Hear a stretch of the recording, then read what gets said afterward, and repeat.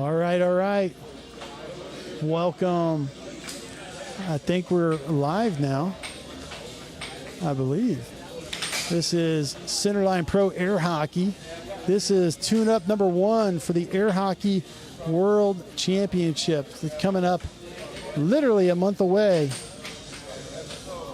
here in Margaritaville in Conroe, Texas. It's going to be August, I believe, 13th through the 17th this year. We're going to have people from all over the world come. Our defending world champion will be here, Cummings. Be flying in. He may fly himself, from what I heard. He just got his pilot's license with the United States Air Force, so he is a pilot now. Love hearing that. But he'll be in from Hawaii, based in Hawaii. His brother's going to be here as well. Connor Cummings is looking to be a contender. He's in the driver's seat this tournament here, this tune-up. Definitely trying to make a statement to tell his older brother that he's been put on notice. So we'll see if he can stay true to that. But we also have former world champion Jacob Weissman, who's about to be up right now against Mike Cummings, the father of both Connor and Colin Cummings. Marino and Vince Ceda, ref by Doug Howard. All right. So those two guys are going to get on the table here briefly.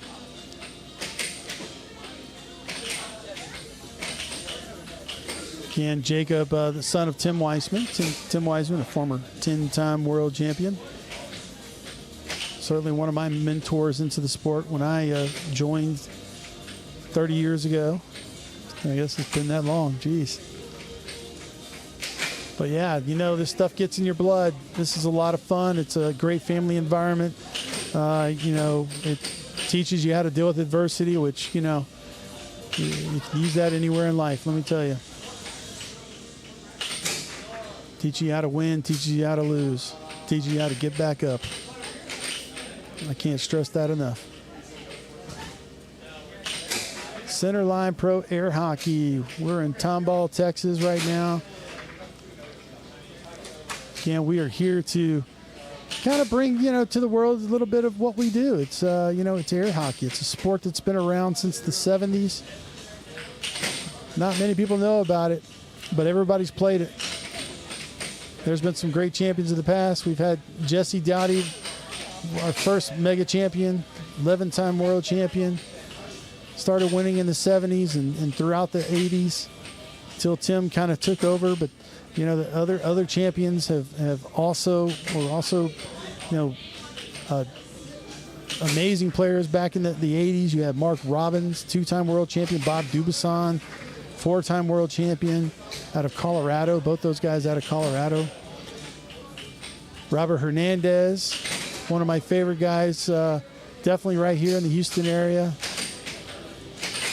Powerful player, super fast, quick. Had Viper-type reflexes. And speaking of Vipers, you know, Jacob Munoz will be competing in this Worlds coming up. One of the quicker, faster players here in Houston, from the Houston area. And you know, Jacob Munoz also not too long ago was a new father. So I guess maybe over a year ago now. So these guys are passing on the knowledge that's been passed to them, and they're gonna hold the sport true. But yeah, we're gonna have players from all over the country and hopefully from other parts of the world as well. Hopefully they can make it. We invite anyone and everyone. If you want more information, find us on Centerline, on YouTube. You can find us on Facebook, Instagram. There's probably TikTok too. I'm not even sure, to be quite honest. But I'm not the best person to talk to about all the social media stuff. Air hockey, I can talk to you about. All right. So again, this is Centerline Pro Air Hockey, Air Hockey World's first tune-up. They're going to do another one of these here in a week or so. Get these guys ready to go. Work out all the kinks in their armor. That shot there was a cut straight shot that Jacob just kind of effortlessly warmed up with.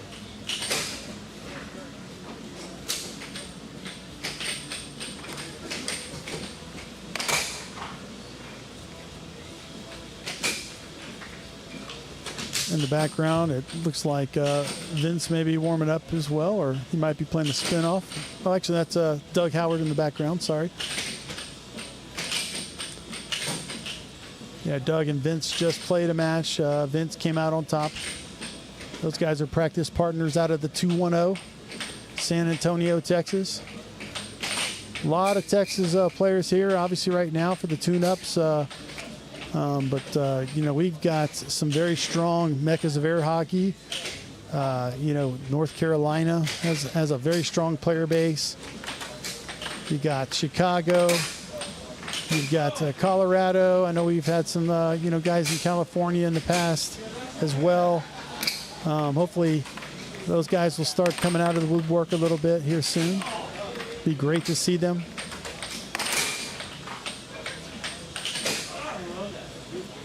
And you see on the screen right now, that's Jacob, Anthony Munoz. There's Jacob Munoz's brother.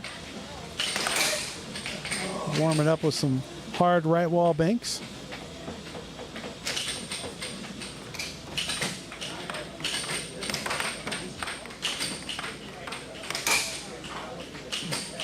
And across straight. And I know I've thrown a lot of these names at you, these different shots. You know, if you want a good point of reference, you know, what these shots are, why we call them, what we call them, you know, cut straights or cross straights or right wall unders, right wall overs, left wall unders, left wall overs. If you want a good idea of you know, what that all is, there are a lot of good videos on the YouTube channel for Centerline Pro Air Hockey.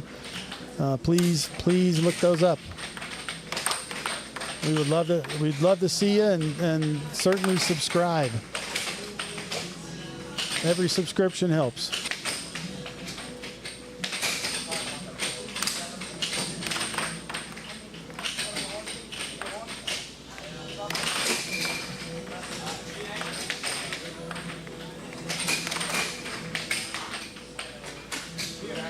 Yeah, so speaking of North Carolina, they just had a North Carolina State.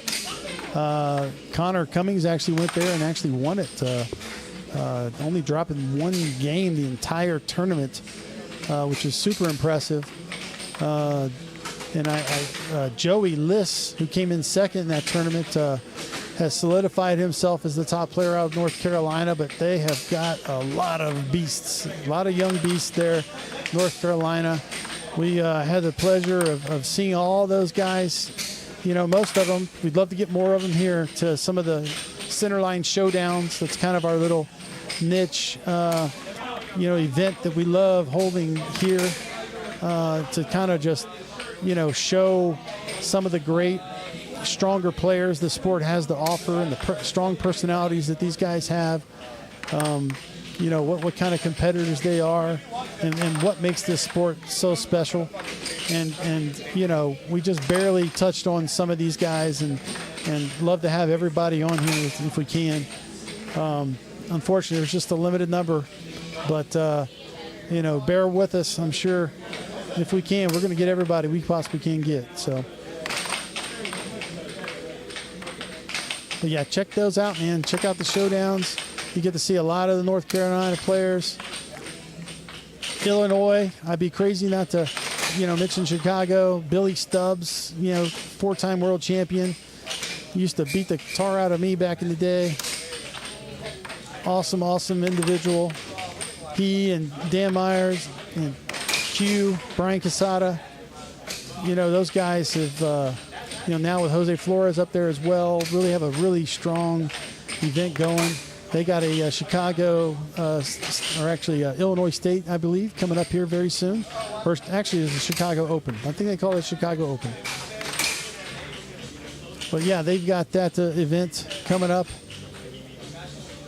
So this is really to help try to give those guys that aren't able to travel for that awesome event to maybe help tune them up for the Worlds, just like those guys are all going to be tuned up, and we look forward to it. It's going to be great. And I'd be remiss not to mention Nathan Buss out of Idaho, another strong group. Those guys are killing it every week, man. You know, they have an awesome streaming deal going on over there. I've had the pleasure of commentating a few times on their stream, you know, whenever I can. But you know, Idaho, they got it going on, man. Love it. One day I'll get up there and visit those guys. Really hope to. I know that Coeur d'Alene, Idaho, I got to visit there one winter. Went skiing, and I think it was Mount Schweitzer, I think is the name of it. One of my funnest, you know, trips, vacations ever. Miraculously didn't break a bone skiing or doing anything along those lines. So it was really a lot of fun, a lot of pleasure. So love to go up there and visit those guys one day. You know, but we'll see. We'll see what happens. Never know what the future holds.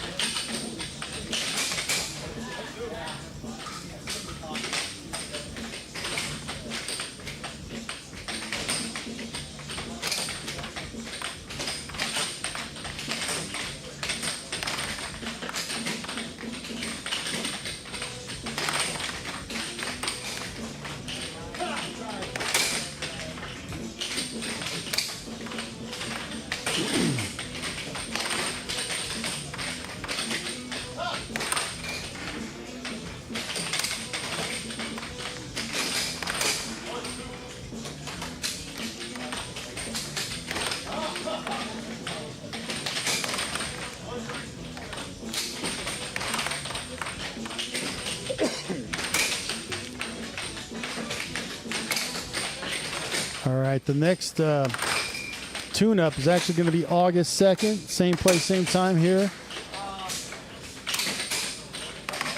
in Tomball, Texas. And they're going to even throw a little prize money for the winner here. First prize, $200. It's only $10 for entry. Not a bad deal. Not a bad return on an investment. Not to mention a lifetime of memories that you get. So here we go. Looks like Mike Cummings is on the table now, warming up. He will be playing Jacob Weissman. Jacob's at the bottom of the screen. Mike's on the top of the screen wearing the green. All right, looks like these guys are ready. They'll start off with a face-off.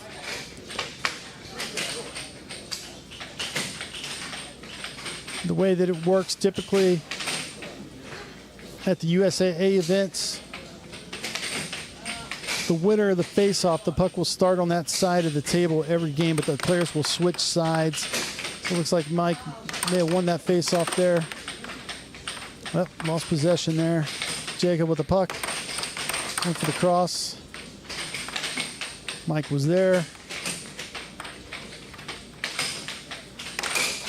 Left wall under by Jacob Weissman. Got behind the defense of Mike Cummings for the score. Followed by, cross straight that popped out. Actually did not quite break the plane, it looked like. So I guess that did not count. 1-0 still. Followed by a cut straight then. So now 2-0 Weissman. Ooh, good quick reflex. Now 3-0 Jacob.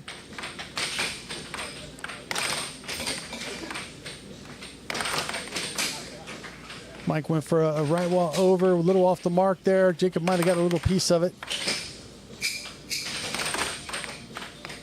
Kind of an early bank release there from Jacob. Mike was ready for it. Ooh, hard right wall under to get under the defense of Mike.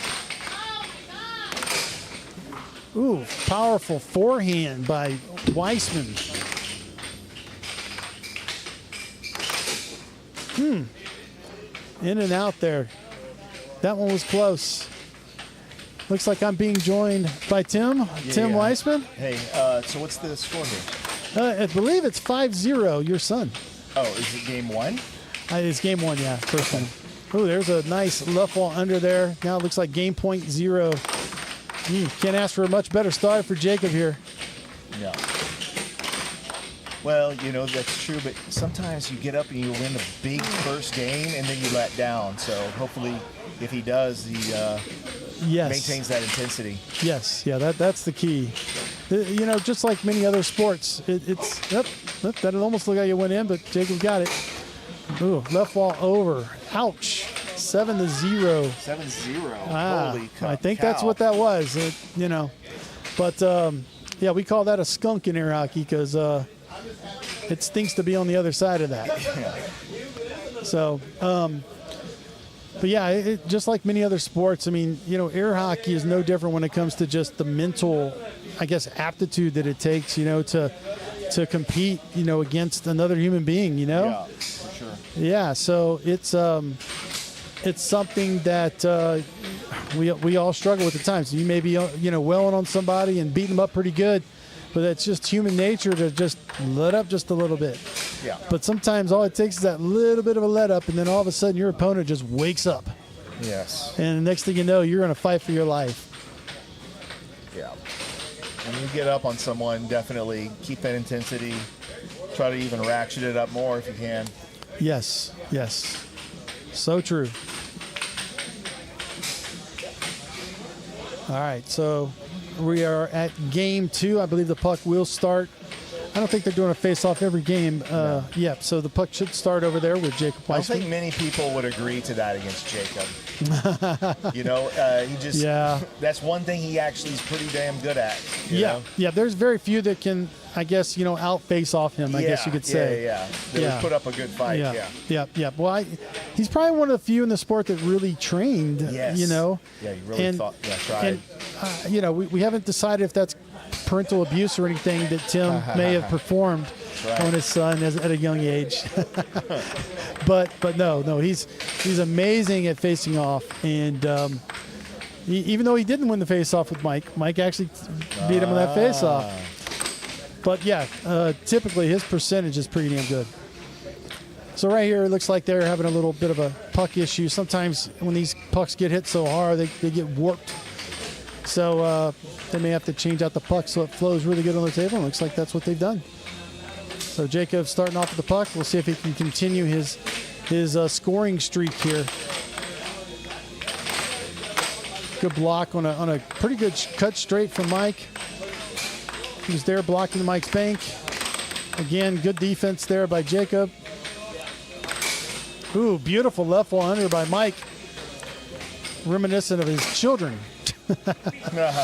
There's a cross straight there by Jacob, the answerer, and Mike said, I can hit that too. So it's now 2-1 Mike. Good reaction by Mike.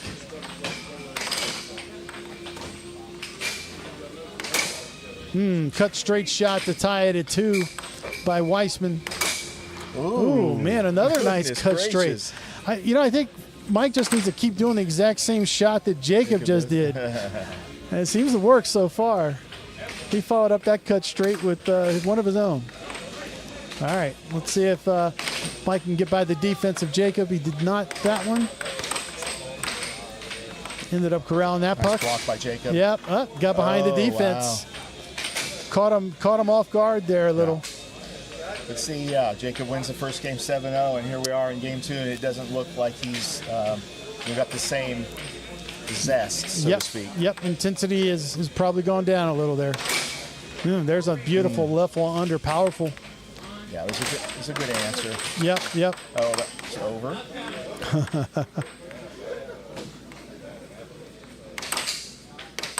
Good block there by Cummings. A little back and forth. Jacob ends up with that possession. Good block there by Cummings.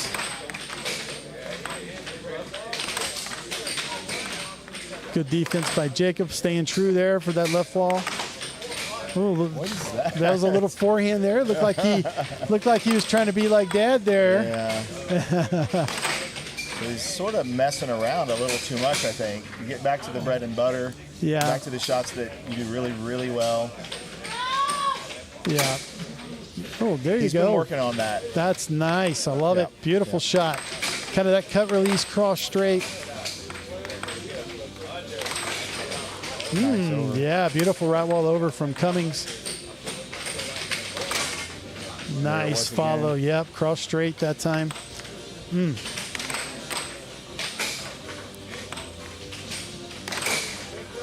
Got again behind the defense there.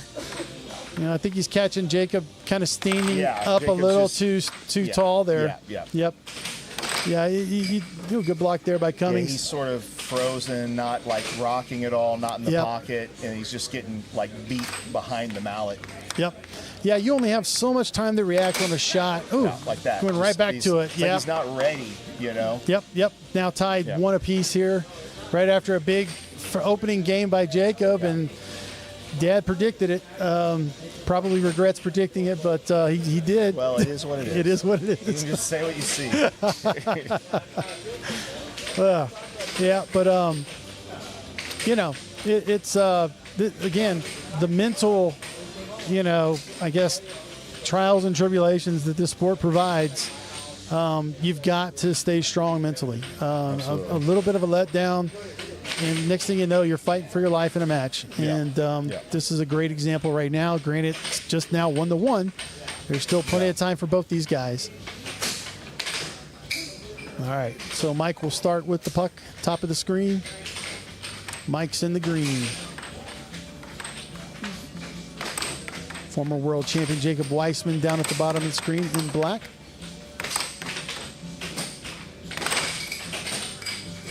Jacob looks like he's got a little bit more motion on defense. Just a subtle sort of rocking to keep, you know, it's like a tennis player getting ready to get a serve. You know, That's you it. need to have some motion. That's it.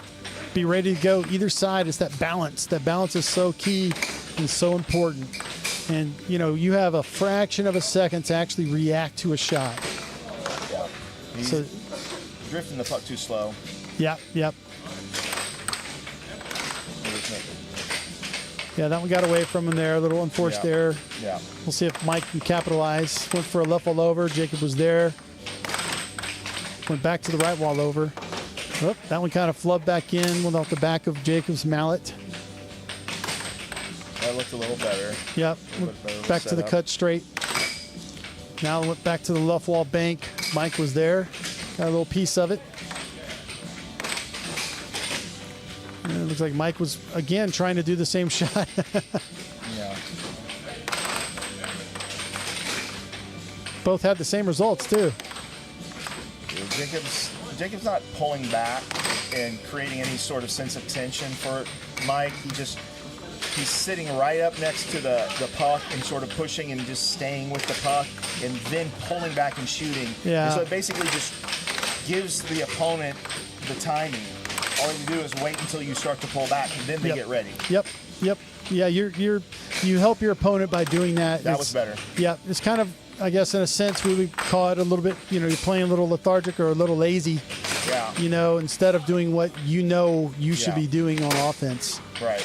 Good shot there. He's got real good success with that cross. Maybe that's what he needs to kind of focus on. Yep. Just a good, again, I mean, and one shot can kind of get you in the right mentality, too. Yeah. You know, it's kind of like that reset, you know. You reset your offense. Yeah. No different than resetting a defense.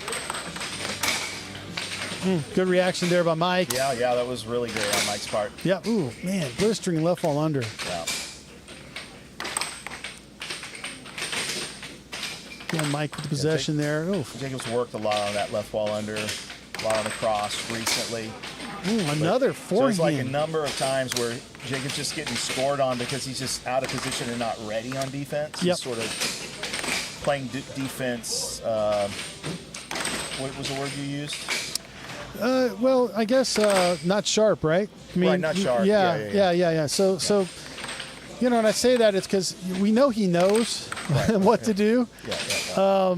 You know, and he's not going to give an excuse or anything like that, or, anything along those lines. Yeah, and but you hear him like scream at himself there because Yes. he knows. He's like, these shots should not be scoring. Like, I need to be more ready like that. Yes. That was He being was- solid and ready. he was ready. Yep. You see the stance sharpens up. The knees are a little more bent. You know, the body is ready to go back or forwards based on the shot, and that makes a huge difference.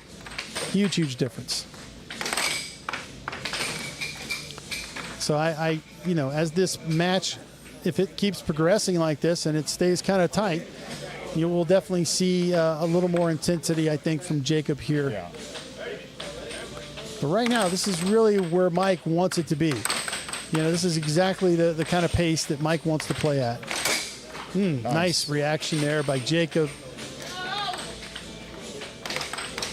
Good block there. Yep, great. He was there ready for that cross. Good cut straight. Yeah. Yep, beautifully And notice executed. He was in an execute position, for just a little bit, kind of held it. Yep. That's the Colin Cummings right while under that has kind of played him at some times in the past. He's gotten better at blocking it. Yeah, it's a ridiculous shot. Good block there on the he left is. wall bank. Another left wall there by Weissman to go up 2-1. Yeah, that was sort of that game really changed dynamic quickly. Yep. And Jacob was down 4-3, I think, and he was just sort of floundering, Yep. I again, as you're playing, you're making these mental errors, Right, and it's just, right. all of a sudden you're like, okay, you know what? I better get my butt in gear because otherwise, I'm gonna, I don't know, be reffing, I guess, the rest of the day. Yeah, So, for sure. yeah. All right, so 2-1. Jacob Weissman over Mike Cummings. This is the best of 7. So we are far from done on this one. So for Mike, I think Mike's got to he's got to try to keep the pace where it is. I don't think he wants Jacob to speed it up too much. Right. I think, he wants to. You're right about that. Yeah. I would suggest to Jacob to speed it up a half a notch. Yeah.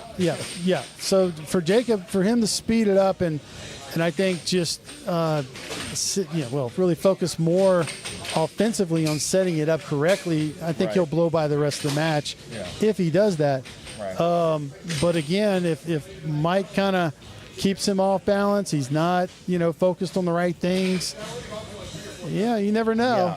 You never know.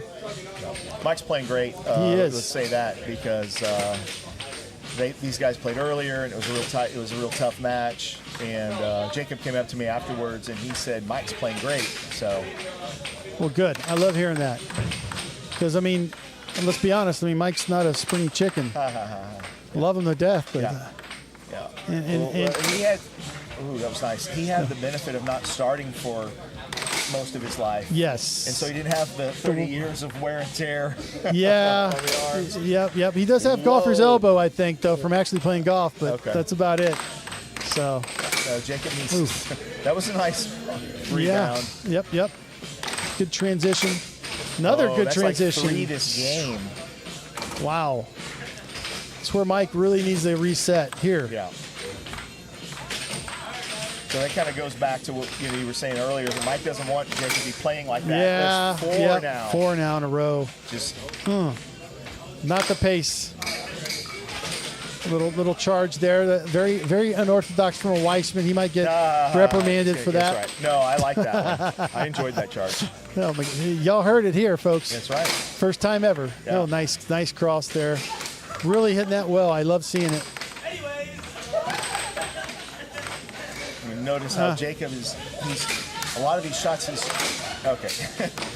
turned a little bit more like with his mallet, like he's showing that he might execute a shot before he executes the shot, as opposed to holding it in a position where there's no way for him to execute a shot and then pulling back to execute. Right. Like, And that makes a world of difference. Some moment, right? Some time period where that's.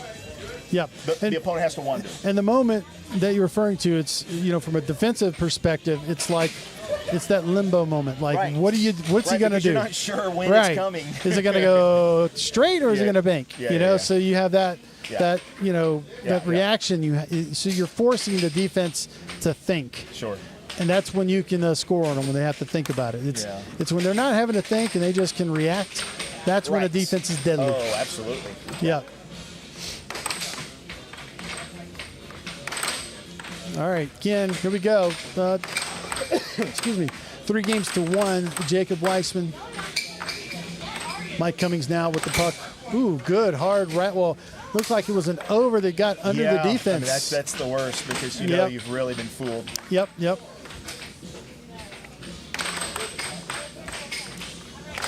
Tried it a little early. Needs to go ahead and drift the puck just a smidgen. Yeah, it looks like he's kind of rushing things. Yeah, good timeout. I was going to say, that would be a good time for a timeout. Yeah. Don't let this game get away from you. Yep, because it easily can very quickly. All right, let's see if Jacob here resets, goes back to that cross or the cut, and he went back to the cut. Mike got a little piece of it, maybe a little off the mark as well.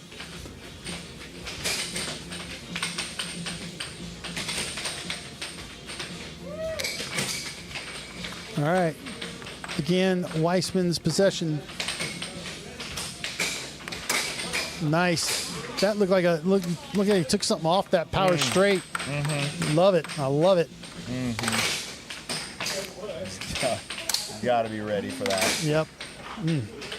That's a nice shot. Yep. Hard right wall under. Weissmans have never been able to hit that. I don't know. You know. Again.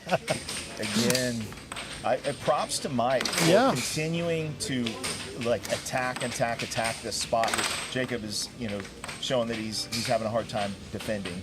Yes, no doubts. Drift it, smidgen.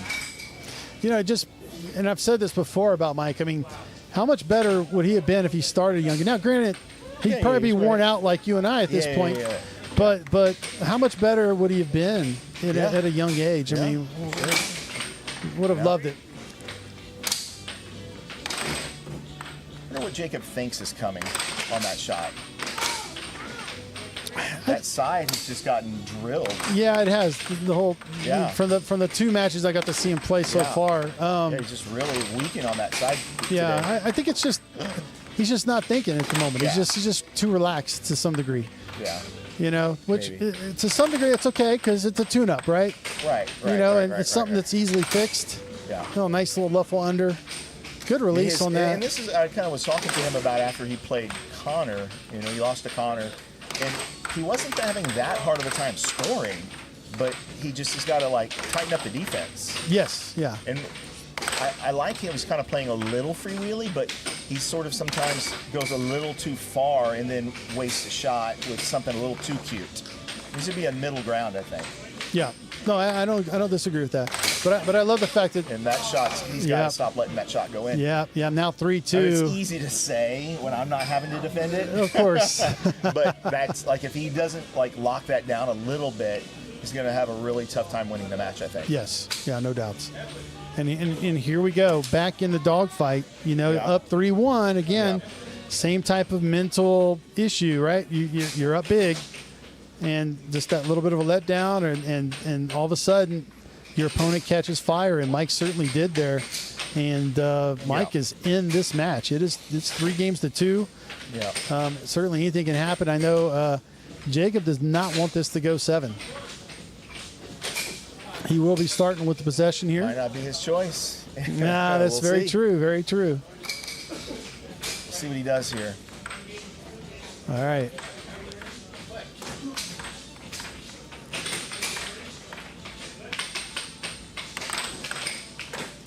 Started off there a little quick on the release. That was better. Yeah. He held it longer. Yeah, he just kind of at least had it in a position. Yep. And I think he needs to continue to do that to play more clean. A lot of times he's wasted possessions by going after a loose puck rather than just hitting a loose puck. Yep. As opposed to grabbing again. it. And there was the cross again, So that's going to be helpful because he blocked that the right wall under there. Yeah. So now Mike is going to have a little bit more hesitancy to try it. Yep. Which Jacob definitely wants. Yep. That one there kind of went back off the mallet there. It was a good shot, well hit, just So off it's a little bit. But Jacob Weissman in the black and Mike Cummings in the green.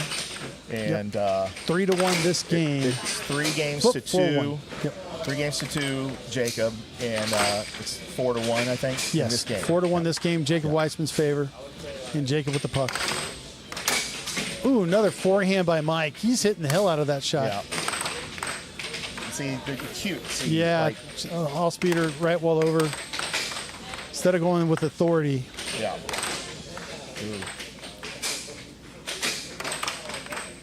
Again, going for a left wall over. Instead of just hitting it crisp and with authority, he's Right. a little too much touch. Yeah. Good block there by Yeah, Weissman. I mean, Jacob's right wall under and left wall under have been devastating in his cross. So just keep going with those. I don't think you have to throw in the overs. You know, I get there's a tendency you want to keep the other person honest. Sure. I see that. But if you're in a tight match, exactly. Do something like that is solid and repeatable. Yep. Just keep doing it. Just don't stop. Make them stop it.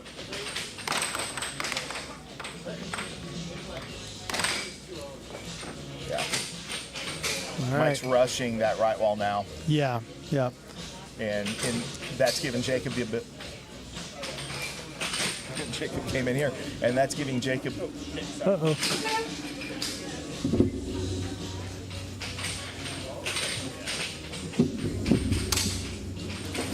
That gives Jacob the ability to read it more. You know, Yes. it's when Mike is putting in that little bit of a delay, Jacob sort of pauses Yeah. and gets frozen. Match point now, Jacob. Very good cross. Beautiful left wall under by Cummings. Jeez. Yeah, There that it cross is. Cross was really money in that match. Yep, big time. He really had Mike frozen there, Yeah. out of position for the cut straight, and went cross like every Yeah. time. Yeah, So- that was interesting. Yep. Because Jacob is, I know he's worked a lot on his cross this year. He's like, I want to develop a high level cross, and that looked really good. Yep, I love that. Yeah. Let's see who the next one is. All right. If you guys are joining us just now, this is a little tune-up for our Air Hockey World Championship that's coming up next month. Next month in August in Margaritaville, Texas. That's going to be on August 13th through the 17th. And, if that's out of Conroe, Texas, and Margaritaville, right off the Lake Conroe. It's a beautiful resort. My neck of woods. So definitely excited to have everybody come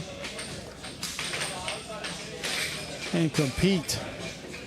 And right there you see Mike Cummings. He just lost 4-2 to Jacob Weissman. That was in the losers bracket. He's there talking to his son Connor, who's now walking away. Probably said, "Yeah, Dad, you just should have played like me, and you wouldn't have had a problem." That's what he just told his dad, I think. So, yeah, but Connor is playing really well, very strong. He's going to be playing Austin Fernandez here very soon. I know we've got another match going. We got L.A. Marino against Vince Ceda. Lewis, can you tell me what the game count is over there? We get Luis Cervantes to give me the game count over there with Vince and L.A. Marino. Vince is probably pretty heavily favored in that one. L.A., the son of Anthony Marino. We call him L.A. because of little Anthony. So it is currently 2-0 Vince Ceda. Vince, a multiple-time finalist in a world championship out of San Antonio, Texas. He is, in my opinion, he is probably the great has reached the greatest level of a lefty our sport has ever seen.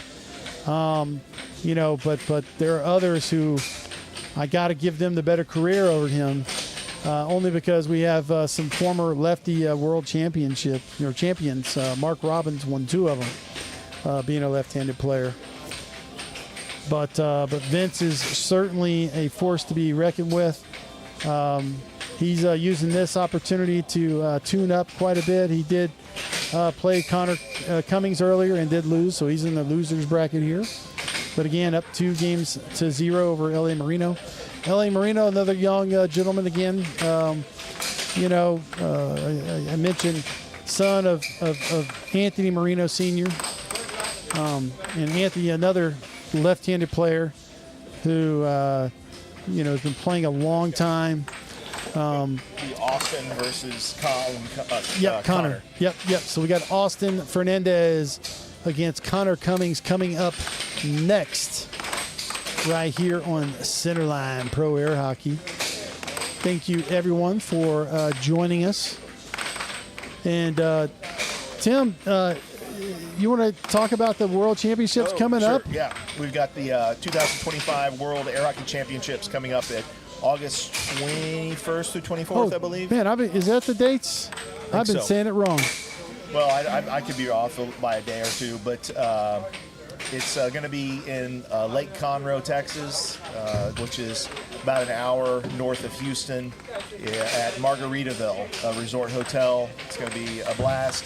Got a lot of events, singles, open doubles, a women's championship, a junior championship, and we're going to be doing, along with Photon Air Hockey League, a collab, which is the Blitz World Cup, which I'm really excited about. If you've never seen Blitz before, go check out Photon Air Hockey on YouTube. They do weekly streams. They have a format they play called Blitz, which is so much fun to watch. It's a lot of fun to play. And it's going to be open doubles. So we'll get a chance to see the top players in the world potentially play Blitz. And that's exciting because most Blitz is a weekly with amateurs and people that have just started, and it's sort of a fun event, funsy kind of thing, not super serious. But the top players against each other, it might get pretty serious. And you get to play for a country of your choice. So, like you and I, we might decide we're going to be teammates, and we may have a connection to Ireland in some way. I don't know, the red hair, and then we could play for that country. Tim remembers when I had hair, so yeah, that's right, red hair, the fireman. But yeah, it's going to be fun. I'm sure there's going to be a lot of teams playing for America, but there's also a lot of people that have connections to many countries all over the world, and so that'd be kind of neat. I don't know. Will might be the Ireland representative. Yeah, I think. He can play. Yeah, he can play with someone on behalf of Ireland, and then there will be a World Cup, the very first Air Hockey Blitz World Cup champions. Yeah. So that'll be a lot of fun, and that Blitz event is actually free. So anyone and everyone is welcome to show up and come and play. More information is on our Instagram. Just kind of keep a look there, as well as Photon Air Hockey League, the American Air Hockey League, the North Carolina Air Hockey folks. You'll probably be able to find some information in all those places. Yeah, no doubts. Again, look us up, guys. Instagram, Facebook, YouTube. I'm sure there's other social media that we're hitting up these days, but look us up, subscribe if you can. Yeah. Centerline Pro Air Hockey, that helps us. What's confusing, my brother? Looking at the chat. Yeah. And are you really from Scotland? You could come and play and represent Scotland. You could come with Will Upchurch, who I believe is in Ireland. You guys could be the United Kingdom, maybe. Absolutely. Dates August 21st to 24th, about 4 or 5 weeks from now, something like that. Yep. And the first day is the free Photon Blitz. That'll be a Thursday evening. I think it's the 21st.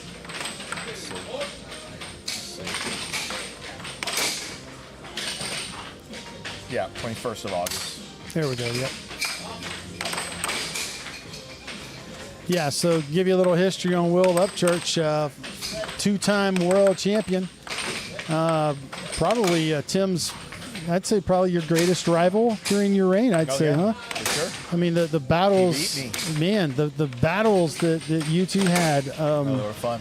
so epic for me, and you know, helped mold me as a player.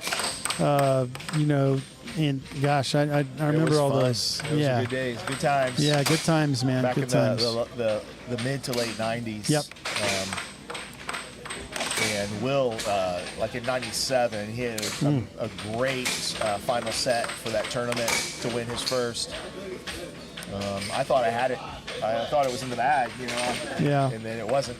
Yeah. So, Powerful. You know, you just think of just the power and, you know, for such a big guy, you know, he was fluid as hell on the table. yes, and what Will was able to do, which is unique, is that he was able to get a lot of power just out of his wrist with his arm in this like up and down position, as opposed to pulled back kind of position. It's weird. And he could like just like that. Yeah. Just pop off the mallet, you know, just Boom. like a cannon. Yeah. Yeah. No different than Pedro Otero, you know. Yes. Out of Venezuela, another guy, you know, who's got these ridiculously massive wrists that, you know, ends up, you know, just hitting these blistering shots with very little movement, you know, Right. from the actual arm. You know, so yeah, just It's wild. it is. But yeah, so Will, hopefully you can make it. I don't know if you're coming yet or not, but be great to see you, brother. All King right. Kong says that he wishes Avery still played. Oh I man, agree. we all agree with We you. miss Avery a lot. Gosh, Lee, another lefty. Even though I hate lefties, Avery, I kind of liked him. No, I'm just kidding. No, Avery's a great young man, and golly, he pushed Colin a little bit the last time he was playing. Yeah, because Colin did not and does not have the aura of invincibility in Avery's mind, because Avery wasn't really around when Colin was like, you know, dominating for a long time, and Avery had beaten Colin, you know, when they were kids. That's and right. So in his mind, he just thought he was somebody he still had a chance to beat, as opposed to a lot of people, they're already mentally beat down when they go up against him, because they're like, oh, he's the best player, I have no chance. Avery doesn't feel that, and so he's able to at least, you know, give his best. Yep, no doubt. I love that. All right, it looks like Connor Cummings and Austin Fernandez are This about should to be start. exciting. Yes, This should be real exciting. Connor Cummings in the T-shirt, On the and right. Austin in the tank top. Yep. All right, here we go. I guess Austin's wearing the baseball cap. Okay, face off to Connor. Went right for the right wall bank. He was off the mark. And Austin plays with a fast-paced reverse circle drift. Loves hitting that cut straight. During the showdown, he went on this tear, There it hitting was. exactly that shot right there. He couldn't miss. Yeah. Good bank right there to get behind the defense of Austin. Now 1-1. Get behind the defense there of Connor. So now 2-1 Austin. Yeah. Austin, nice cross. Yeah, Austin, beautiful cross. 2-2. At the last showdown, went on a tear with this reverse circle drift, super fast reverse circle drift into a cut shot. Nice. Right And he kept it up for match after match after match. He was blowing people off the table. And then he met up with Joey in the finals, and Joey basically said, I'm just going to block the one shot. What That's else do it. you got? That's and it. He didn't really have a lot, to score with. Yeah, didn't have an answer for it, but Yeah. you know, it's now 4-3 Austin this game. These guys are trading Yep. blows, getting the feel for each other right now. Great first game to start this set. Good block there by Austin. Stayed disciplined there. Now his puck, he's got a chance to go up 5-3. Oh, Conlon. That's Conlon. Nice to see you, Conlon. 5-3 Austin. Good get. Oh, but he didn't do much with it, though. Got to set that up. Don't rush it. Good cross straight now, 5-4. He had it, just missed it. Went right back to it. Hard right wall bank to get behind the defense again. Yeah. And that's the shot that Austin definitely needs, because Connor will adjust and lock in on that cut the way Joey did. Yep. Ooh, beautiful cut. Yep. Game point 5.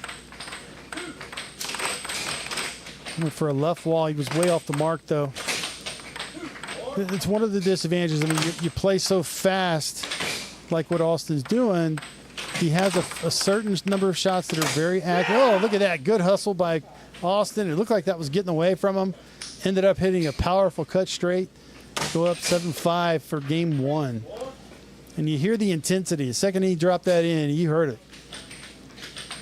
But yeah, so, one of the downsides, though, when you're playing that fast is you're not as accurate on all of your shots. So, all right. Now we can see the chat there. All right.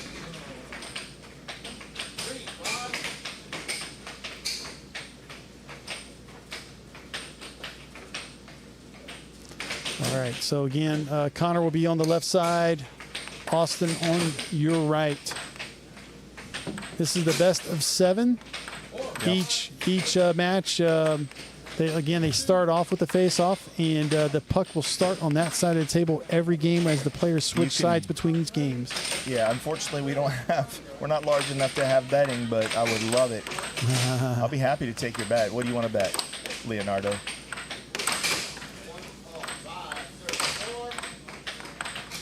Yeah, Chris Gibson loves that screen, baby. Oh, a little unforced error there. Puts Austin up 1-0. No, you don't even like that as, when your opponent does it. I like that Connor took a step away. Yep, and came right back. Now 1-1. There's 6 basic shots you can do, Scottman. There's 2 kinds of straights. There's 2 kinds of banks on both sides. That's sort of the basics. Yep. Good reaction there by Austin, getting that transition now up 2-1. You're trying to hit a corner of the goal where it's most open.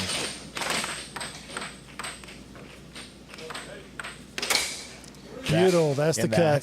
That's the shot that he almost won the showdown with. Yep. 3-1 now, Austin. Playing very strong. Joey had other things to say about that shot. Almost got that, but Connor got a piece of it. We'll see if he can capitalize now with this possession, get back into this game. Close, but Austin was there. Good reaction to maintain possession. Good block by Austin. Was not able to corral the possession, though.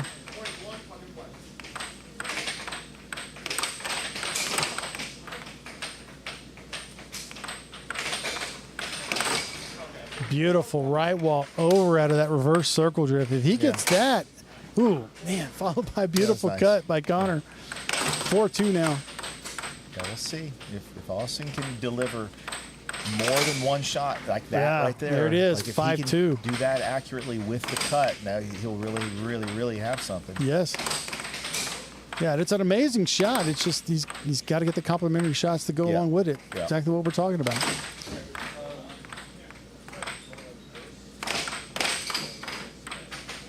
There we go. Good get there by Connor. Way to corral that puck.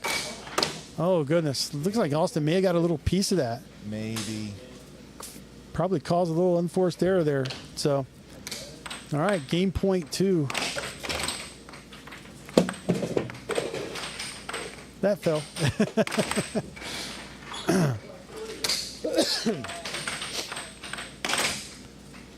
All right. Oh, that one actually snuck in there. It's 7-2 now. Austin is up 2-0 on Austin Fernandez.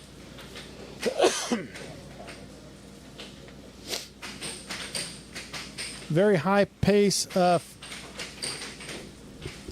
fast match here.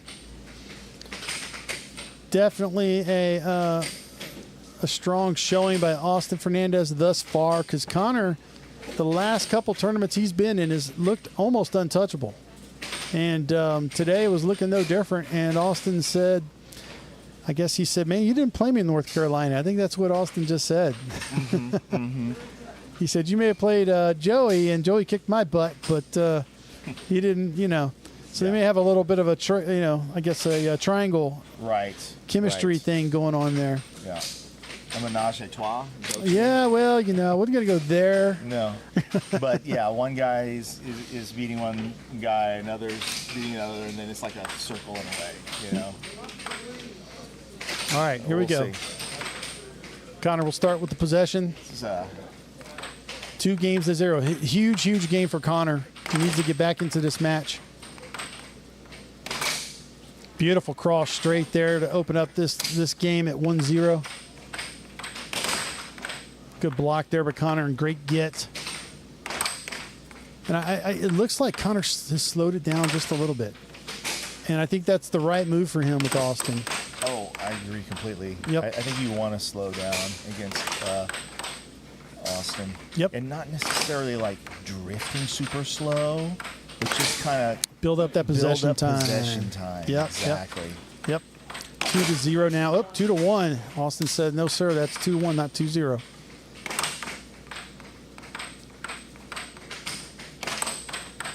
Went back to the cross straight. Austin was in a good position there, but Connor was able to get it back. And there's that cross. Got by now. 3-1. Connor hitting it very strong. He's hitting that cross straight very, very well. A lot of his shots and releases are so reminiscent of his brother. It's almost like it's genetically implanted in both those guys.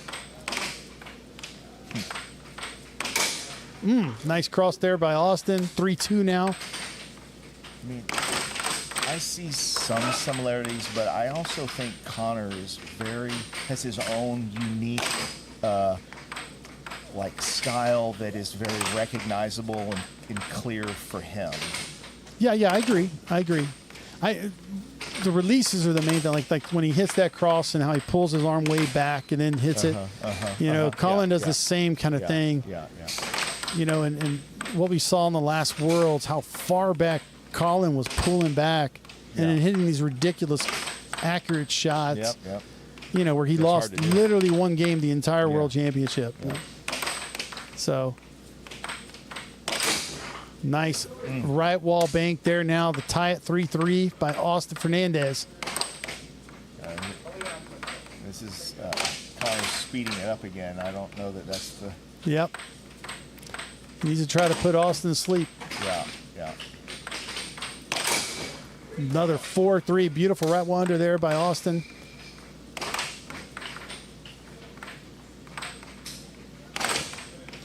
I'm not sure, what's the shot that Connor is getting Austin on? Like the specific thing that has worked a number of times. 5-3. I don't know if there's a specific one that's just been overly dominant outside of maybe the cross straight. But it's not consistent quite enough. Now, that was a right wall that got behind the defense. That's kind of what I'm getting at, though, is I feel like with Austin, the shots that he's going for. And I feel like that Connor's... he's got so much variety. Nice cut straight. Maybe he needs to tune it into 3 shots. Dummy down the offense. Yeah, a little bit. Yeah. Nice. Went right back to it now. It's up actually game point 5. Connor is, followed by another hard right wall bank by Austin. Game point either way. Oh my gosh. Wow. Huge moment right here. He actually got by. That was a huge point for Connor. The difference between going down 0-3 to now 1-2. So huge point for Connor Cummings right there. That says a lot. Yeah, for sure. That was a gritty win. I guess he got in straights, a couple straights, and then went for the under. He's actually playing it off of each other. Yes. Which earlier it seemed like he was just going for shots. I don't know. Yeah, I could be wrong. I don't know. I think more of the feel kind of thing, but he's trying to get the feel of what Austin's given up.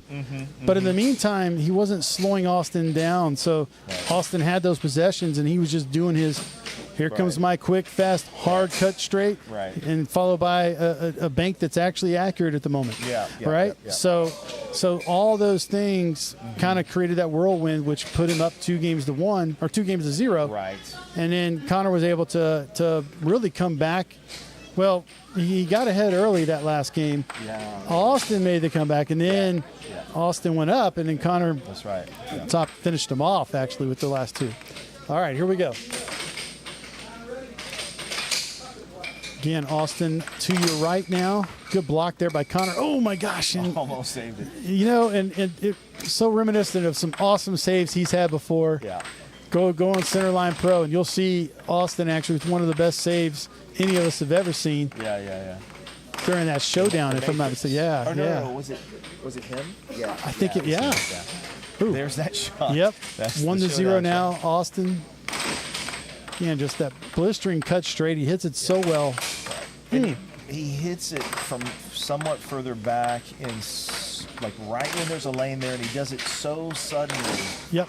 Very quick and sudden. Now 1-1. Good right wall over shot by Connor. That was a good block. Yep. Good discipline there. We'll see if Connor sells out more for that cut straight. There's that right wall under compliment shot right there. 2-1.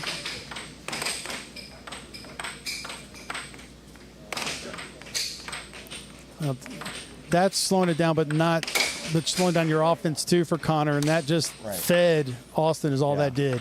3-1 now, Austin. This what he's doing here, I kind of like this speed. Yes, with that kind of release like that, it's a legit release there. Yeah. Much better. Yeah, 3-2. 4-2. Man, are we back at the showdown? Yeah, I know. I remember thinking, oh my God, Yep. this is the best I've ever seen offense, but Yep. he's got to have the complimentary shot. And today he seems to be having it. Yep. Let's see. Oh, I thought that was in. It looked like it was. Maybe Austin got a little piece of it, but regardless, it's going to be Austin's puck here at 4-3 Austin.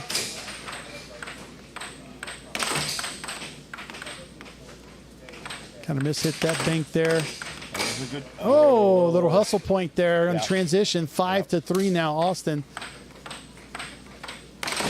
Yeah, you can't blink. Look at that. That's Great not the cat-like setup, I don't reflexes. Go back to that setup where you're going to do a little right to center-ish, you know? Yep.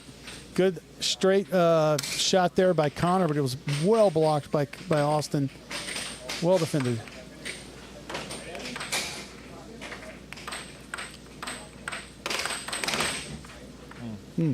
Good transition there by both players there.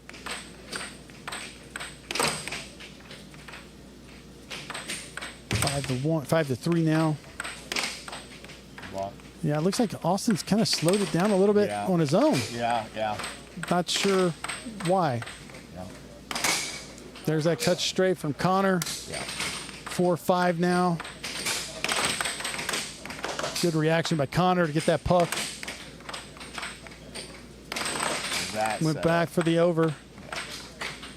Not that setup. Went to the cut straight there. Austin was there.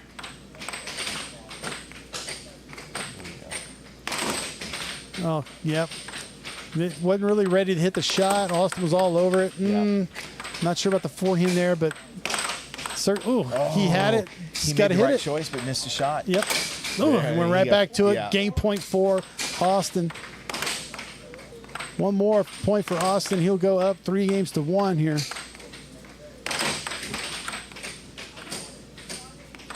Would not be the first time this tournament. Oh, yep, you did it. And you hear it. You hear it. Austin is pumped up 7-4 in that fourth game. He is up 3-1 on Connor Cummings. And it's not the first time Connor's been down 3-1 this tournament. He was down to Vince earlier in this tournament. Yeah.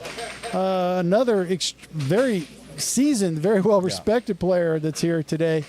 Yeah. And was able to actually come back and take the match against Vince. So we are far from over. Yeah, I think Connor's still very much in this. I think what he's got to do is figure out what his attack is. It feels like he's kind of going back and forth between setups. And I think the problem with that is it doesn't allow you to make subtle changes in your setup. Meaning, if you do a right to center drift, so to speak, and you start it at a similar place and you tend to let it drift a reasonable amount of time, you can hit it early, you can hit it late, you can let it drift to a little bit different spot. You can do a lot of little subtle variations, but he's doing that little tap right-ish to up, center, but then he's mixing it with the reverse circle drift. He's kind of almost going back and forth. I feel like you need to have like an attack and then stick with that so that the subtle variations are the deceptions that allow you to score. Right. By going back and forth so much, you're just kind of shooting shots. Absolutely, yeah.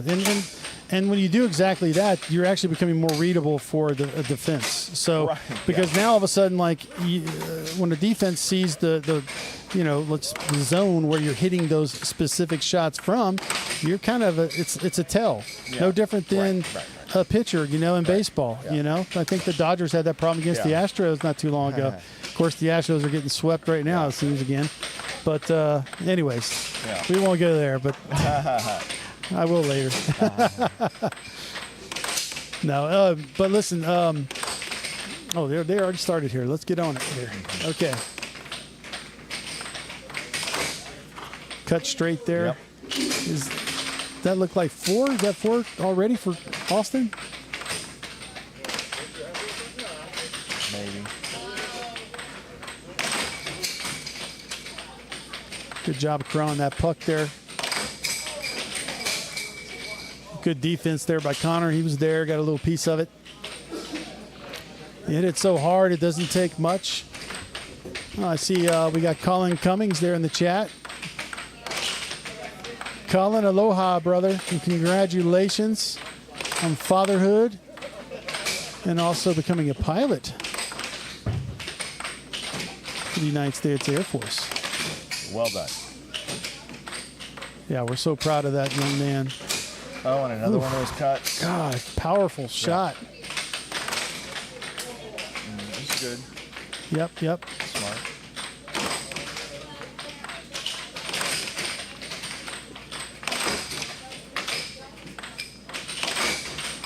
Got behind the defense there of Connor. Looks like it's 5-5 or 5-4 now. I think it might be 5. Okay. Oh, right wall over to give match point.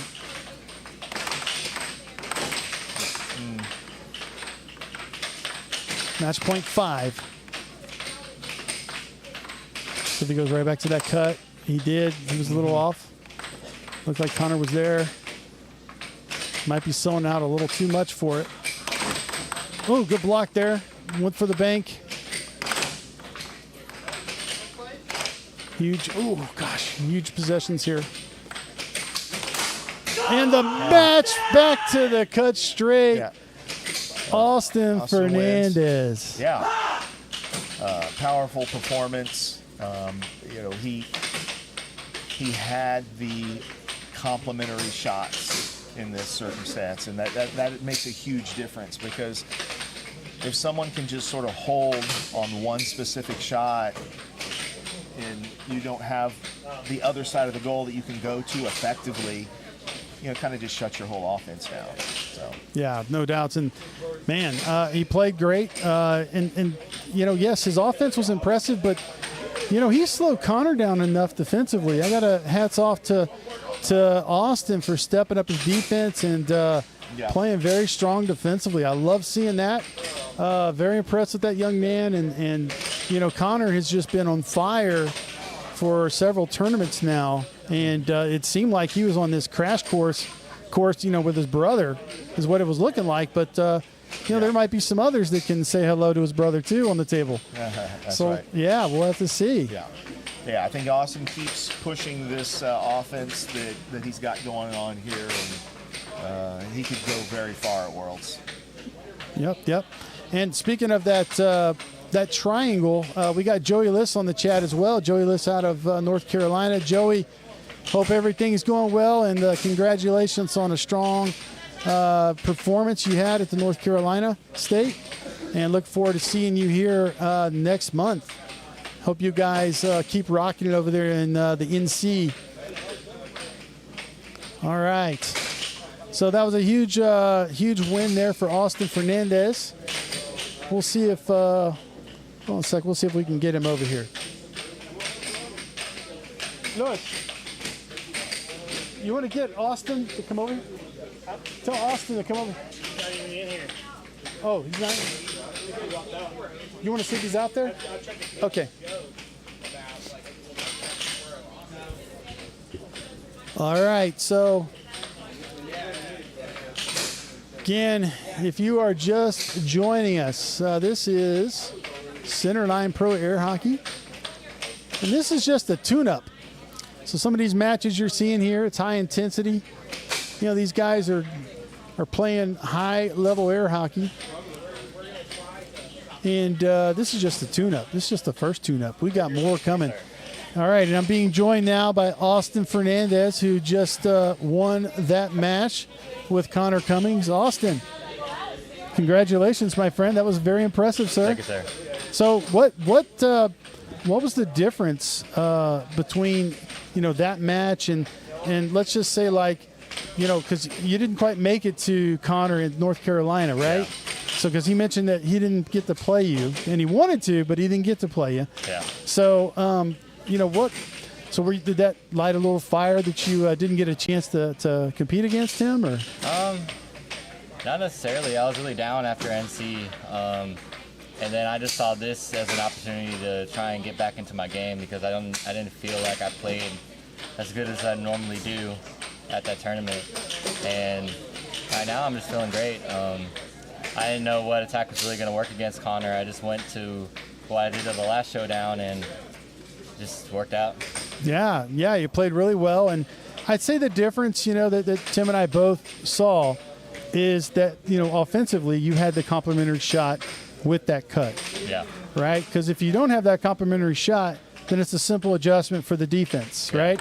Oh, yeah, I'm just going to sit here on this cut and make them do something else. And if you don't have those shots, because of the pace that you're playing with, it decreases the level of accuracy that you can have, right? Yeah. So, but you had it today, which was great to see. So hopefully you can, you know, stay consistent with that and keep up that pace. And but beautifully, it's very impressed. Thank you, sir. And a shout out to your defense as well, because Connor is no slouch, man. Yeah, no. If Connor sees an opening, he's going to take it. Oh, he's yeah. Gonna kill you. Yeah, and he's got some beautiful shots and beautiful setups, and very reminiscent of his brother. Yeah. You know, which I did mention. You know, but shout out to your defense. You held very well against him. You know, it was 4-2, but that easily could have been even more so in your favor. Although it also can go the other way too. It's so this game is so, you know, it's a game of millimeters. Yeah, it really is. Yeah. So you've got Chris Gibson over here. I don't know why he's not out here playing. Yeah, but I don't know, I'll find out eventually here from him, I'm sure. You know, you got Joey on here. You got Will in Ireland saying, "Let's go, Austin, baby." Let's go, Will. Everybody loves a little juggernaut. So, for those that don't know, Will Upchurch, he is the juggernaut of our sport, and he earned that nickname back in 1995, where he had a very early, very uncharacteristic loss in the winners, and went through this just gauntlet of great players. And gosh, I don't even know how many it was, but I know he knows, and he can tell us. But he went through a gauntlet of players to go to the finals, and came so close. He actually won the first set of that finals against Billy Stubbs in '95. This was my first tournament I ever went, my first Worlds I ever went to, so I got to witness this. Didn't even know what kind of historic run I was getting to witness, but I know now. And you know, but he ended up losing to Billy Stubbs there in that last set of the finals. But what an amazing run by Will Upchurch. And again, one of my favorite players, definitely one of my favorite players to watch Yeah, definitely. You know, and I actually had the pleasure of playing with him Yeah? in doubles whenever I was 12 years old. So Nice. I have a lot of love for Will. It was a very Awesome. fun time. Awesome. 12 years old. How old are you now? 26. 26. Oh my God. Will, we're old. Oh man. Awesome. Well, good job, Austin. Keep it up. So you got to wait for the, whoever's coming out of the losers bracket, Yeah. and they got to beat you twice. You just got to beat them once, and but we've had conversations in the past about it, right? You don't try to wait on that second set. You just No, you try to own end it, as soon in as it right possible. away. Yeah, man. Yeah. So good job, brother. Thank you, sir. Keep it up, man. Thank you. Very, very, very, very proud of you. Thank you. All right. That was Austin Fernandez, ladies and gentlemen. Playing out of his mind to take out Connor Cummings, who has been playing about as sharp as anybody right now.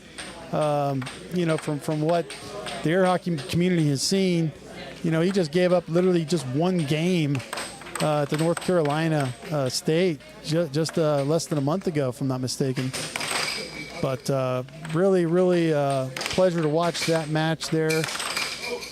But Connor's not done yet, folks. He'd love to get another shot at Austin, but there are several players still left. I think we're going to be seeing Vince going against Jacob Weissman here soon. So, all right, I'm going to take a little break. We'll be back, guys, but thank y'all so much for joining. Again, look this up, Centerline Pro Air Hockey. Register, subscribe on YouTube. It helps a lot. If you guys enjoy, what this sport is bringing, you enjoy this energy, it's a lot of fun, and it ends up being a part of life. It really does. I mean, it teaches so many lessons, so many relationships are built and made on the table. Guys that there's no way on earth I ever would have met. I have relationships with them. They're like brothers and sisters all around the world, and it's all because of this sport right here. It's definitely a sport that it's for everyone. It doesn't matter how tall, how short. I mean, as long as you can stand up and get on the table, heck, you can even sit down and be on the table. As long as you can hold a mallet, and you can play this game. That's it. There's not much else to it, but a whole lot of fun, a lot of excitement. And like I said, it's certainly a way of life. All right, we're gonna, like I said, I'm gonna take a little break, but stay tuned.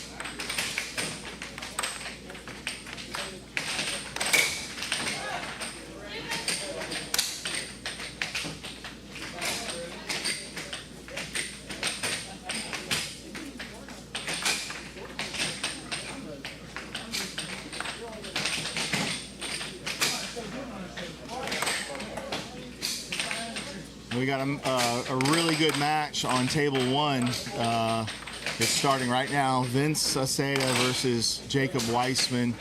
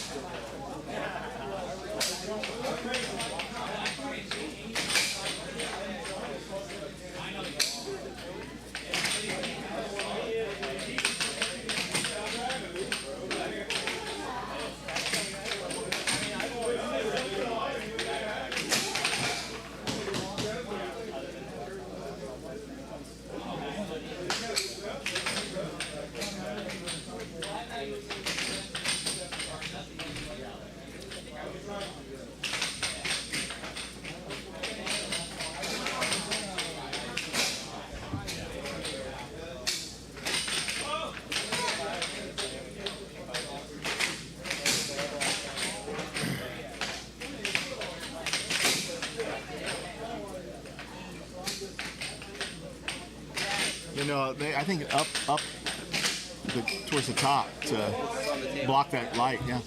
Do it. You left it on tape. All right, we got a great match coming up for you guys. These gentlemen have been rivals since probably 2015, I believe. 10 years. They've gone back and forth. It's like a super competitive match every time they play.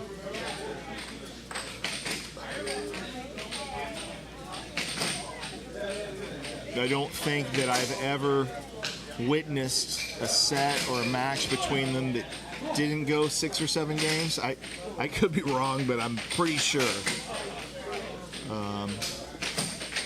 Vince Ceda of San Antonio versus Jacob Weissman of Cypress, Texas.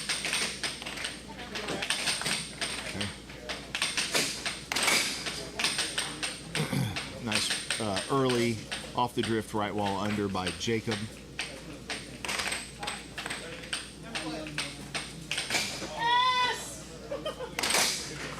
And does it again. Sort of poking at that side for Vince. Oh, and then he goes the exact opposite side. That was an interesting choice. Jacob he's not shy about going 3 times to the same well, but that way, in that one he did not. He went the opposite side, and Vince comes back with a nice cut. Looks like Jacob beat Vince, but it flew off. So Vince with his very methodical setups.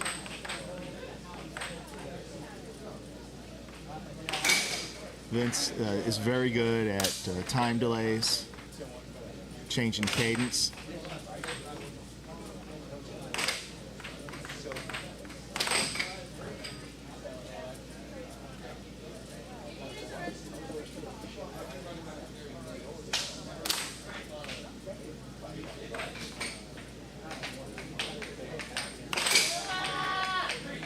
3-all. So Jacob was able to get a lead, and then Vince has come back. Jacob with a nice time delay cut.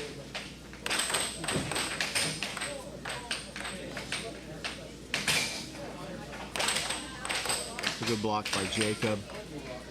Snags a rebound, goes for another under. So he hit 4 unders and 1 cut.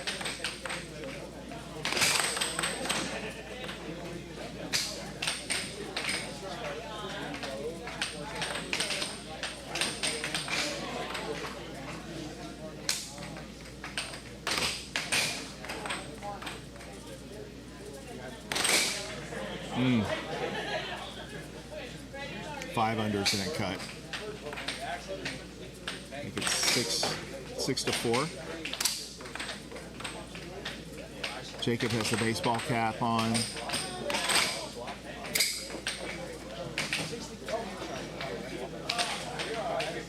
Vince is, you're right, Chris Gibson. Vince is struggling. He's had some neck issues that have arisen, and he said that it's very uncomfortable, painful for him to be in a defensive posture.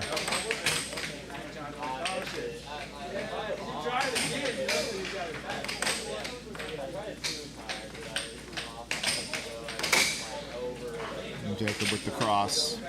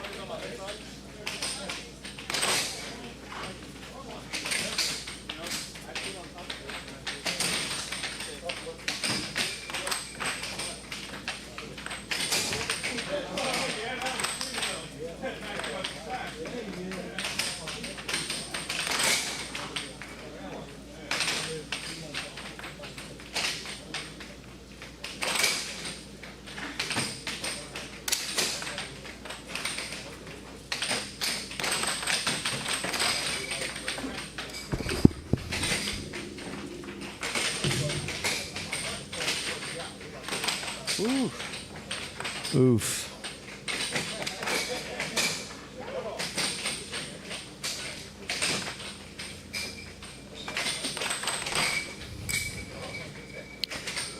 This is Tuneup number 1. Tuneup number 1. It's just a practice tournament for Worlds.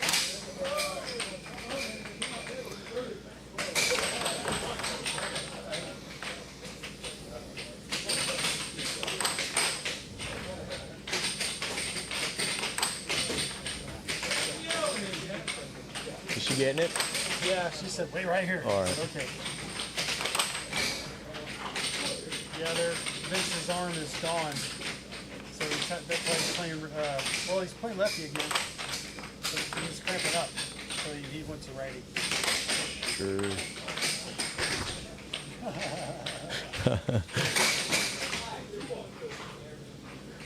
Vince is injured.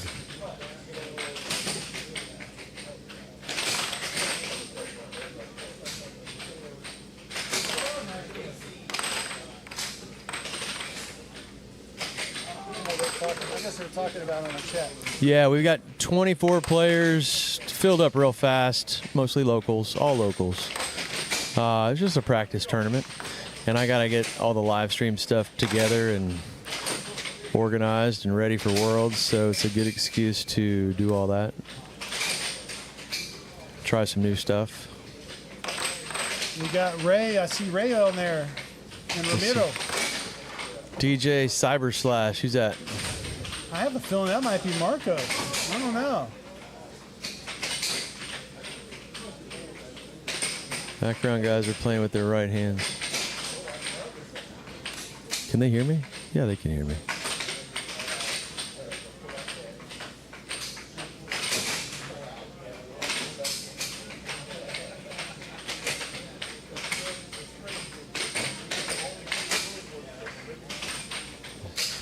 How's everybody doing in North Carolina, Ray? Oh, yeah.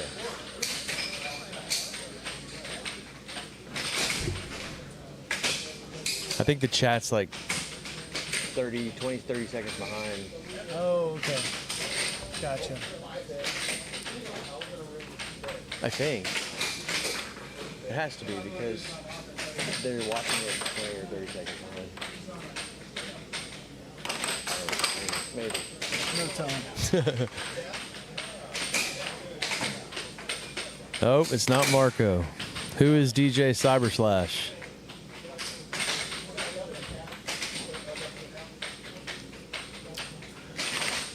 We are at, what is the score? Oh, there's the Only reason we're thinking Marcos because he is a DJ that's also an air hockey player. So. Oh, Marcos. Yeah, Quintanilla. Marcos.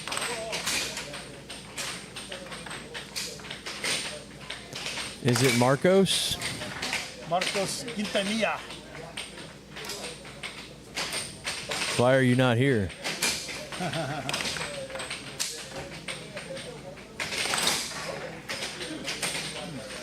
Hard right wall over by Weissman there.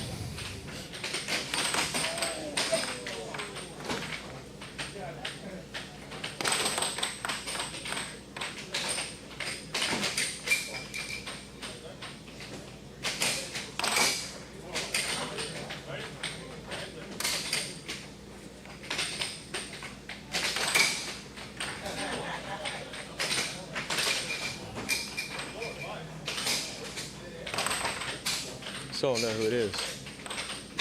Yeah, that's okay.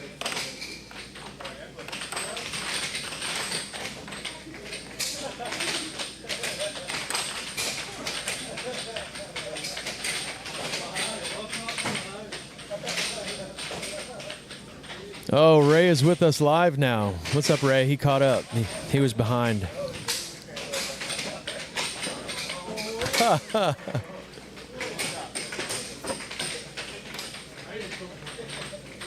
Yeah, I guess there's a delay. I don't know if there's a delay on the chat. I'm not sure.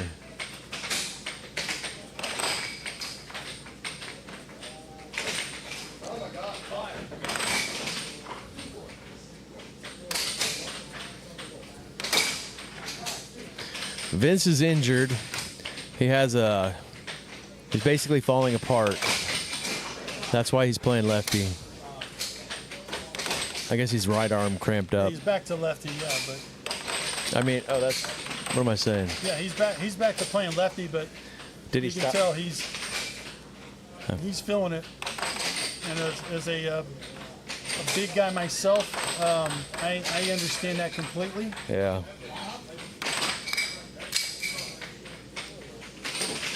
1,000%, I understand that. Your back tightens up, the back of your legs tighten up. It's hard to do anything.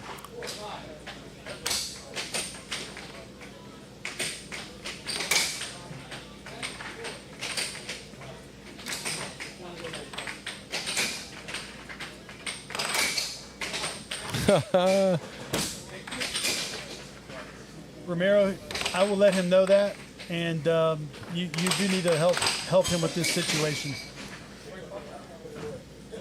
He wasn't super enthusiastic about getting here for this.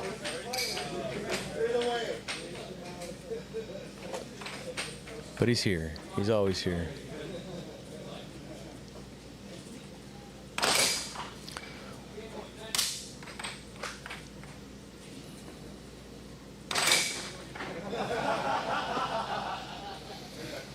I don't have the chart. Playful banter.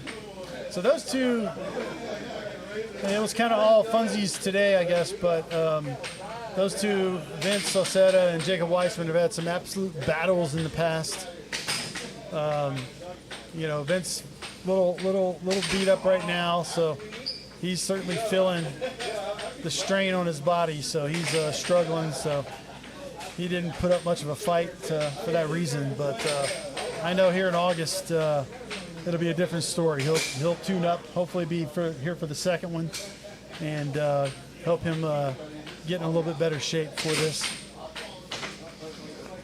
So we got Jacob and Connor next, I assume, and then the winner of that meets Austin in the finals, I believe.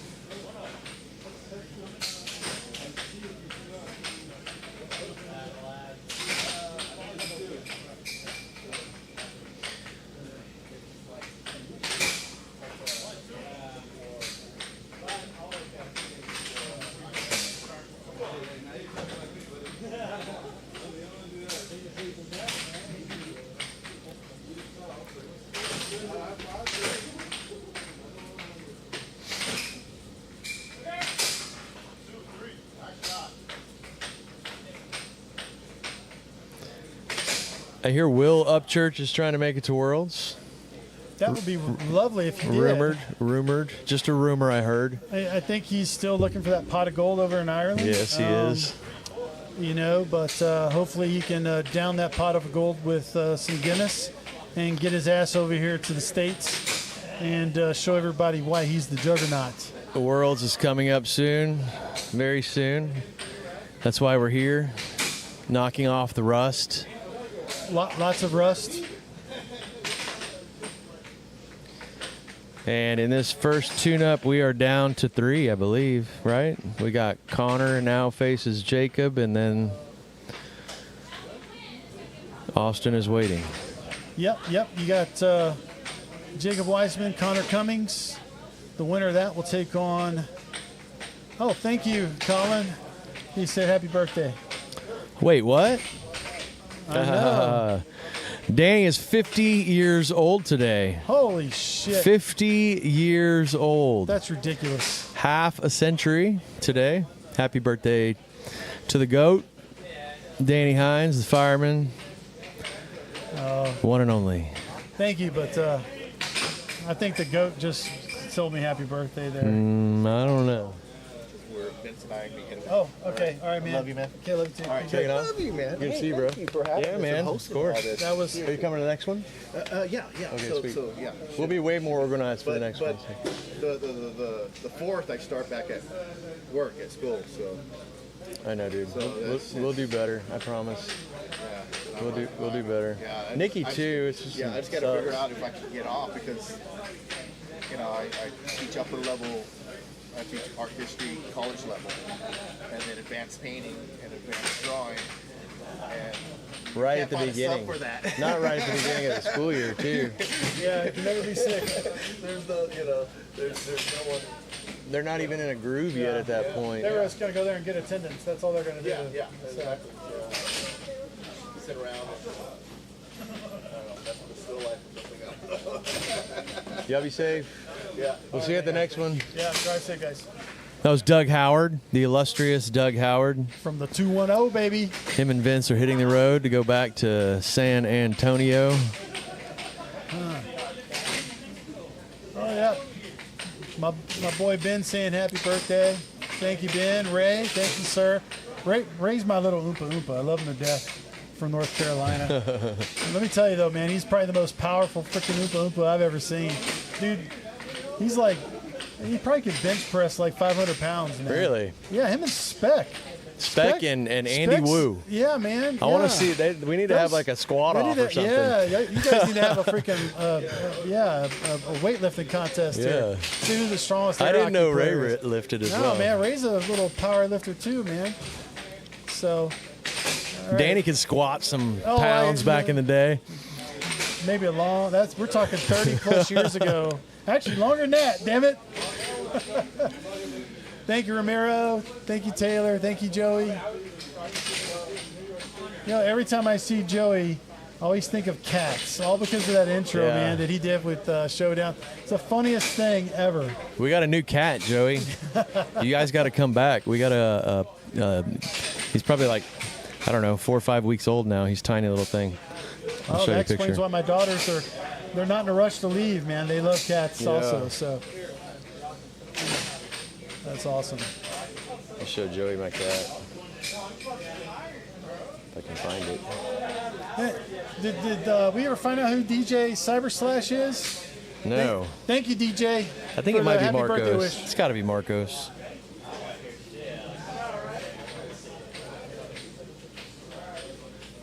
Yeah, well, hopefully Marcos is still good for the commentating here coming in August. I certainly hope so. Yep.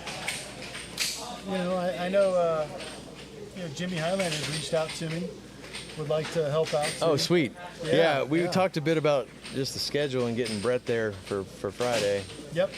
But yeah, it would be good to have Jimmy back for sure. Yeah. Because he's not going to be doing anything outside of. He's not going to be playing. He may coach his son, but outside of that, he's Right. pretty free. I'm told. I'm trying to find him. His Thank you, name's Chris. Lemmy. We found him in the grocery store parking lot. And he was a little teeny tiny little thing. Here he is. How about the print? The home cat advantage.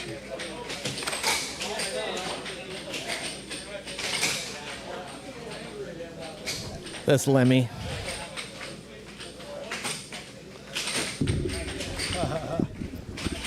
Funny.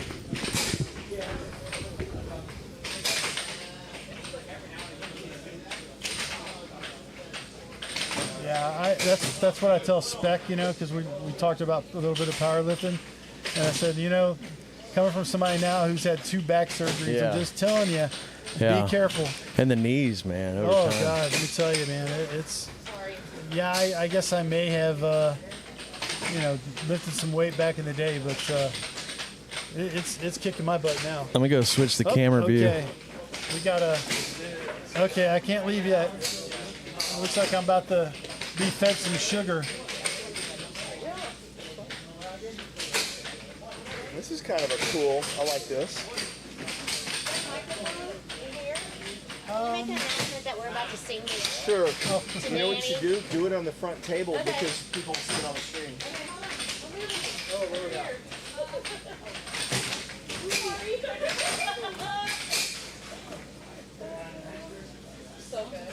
If you want to make your way to the center table at the front, we want to sing happy birthday to Danny Hines.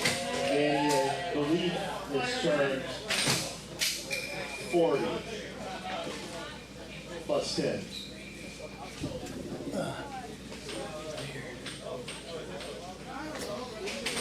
All right.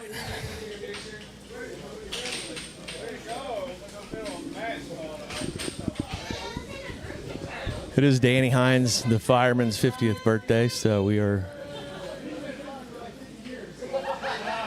gonna celebrate.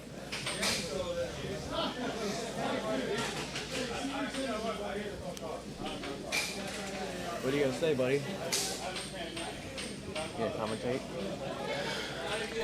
Here with my co-commentator, Grayson Flanagan.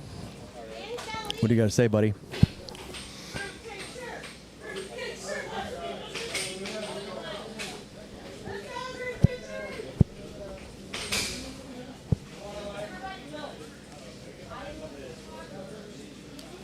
All right, let's go sing.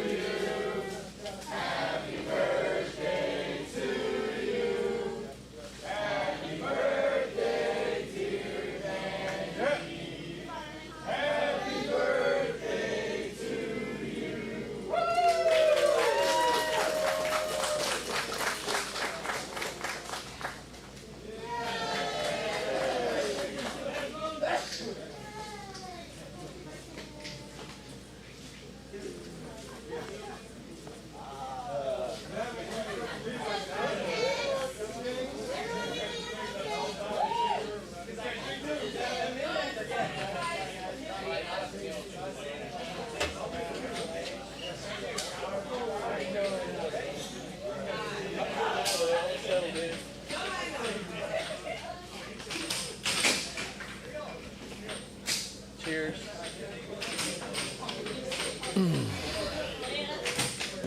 It's better, huh? That look good. Yeah.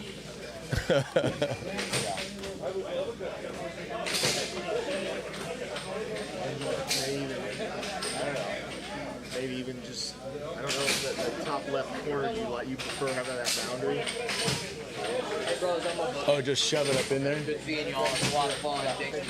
Thanks for coming. I'll mess you It's up. a little better that way, but I'm still just kind of moving stuff around and. Yeah. Interesting. I'll send you something about like the layout. Yes, Then yeah. I'll draw it out. Please. Like, 'cause I think it'd be cool if there was like some sort of like, I don't know, gladiator-esque like building of the tables or something like with natural hallways and like sets it up for viewing. Send that shit Even if you because just got the like railings, people that lay like the street railings, the metal ones. Yeah. I don't know if that's a good idea. Like, you know, like you Stanchions or something. like these like Spaces. pockets of entertainment, as opposed to just having like a always. If you do it in a way it's organized, like tennis, how the quality builds as you build in, sort of thing, could be fun. Yeah. Anyways, I'll fiddle around with it. I'll see you guys. You playing the next one? Yeah. I'll give you a buzz. I've been meaning to call you some me and you can play like on a Friday or something. Anytime. Get to town, get a couple beers, come out here and play. I'm slow right now, so anytime. Okay. All right, brother. All right. you gotta take it easy.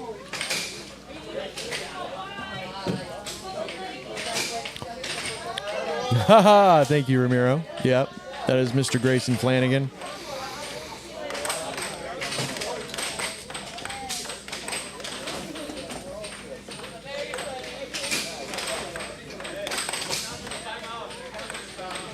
All right, Danny's leaving to go eat a lot of Mexican food.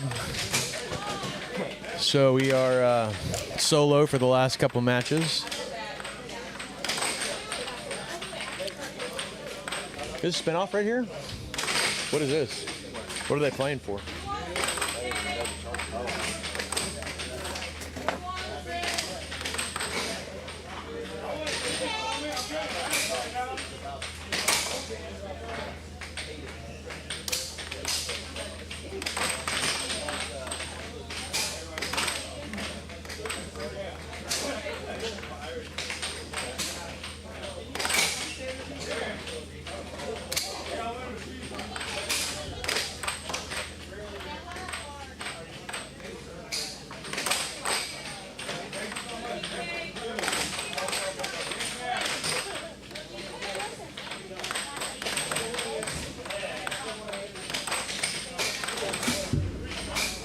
All right, so Mike Cummings and L.A. Marino are playing for 5-6. First game.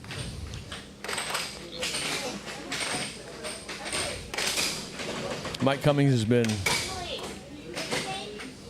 playing well lately. It's an understatement.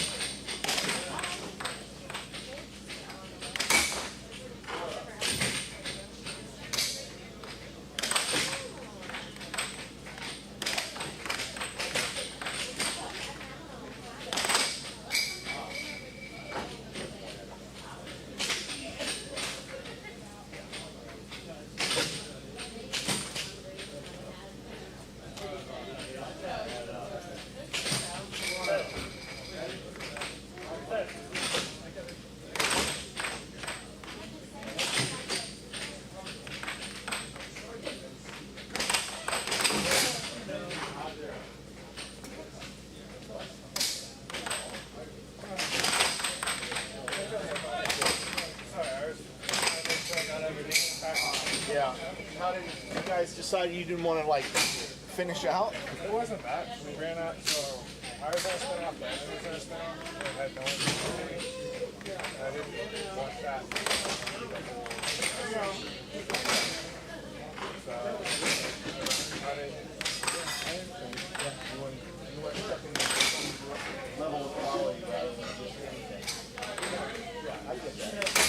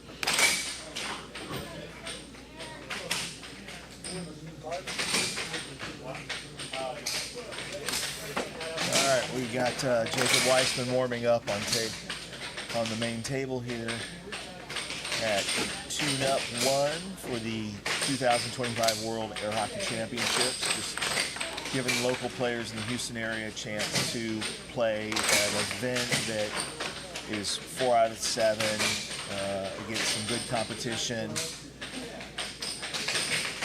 Get people ready for the World Championship. We'll be having another Tuneup 2, I think it's August 12th. Let me see. I think it's August 12th. No, it's not August 12th. I don't know what I'm talking about. Maybe it's August 8th. I'll have to double check, but what's up, Levi?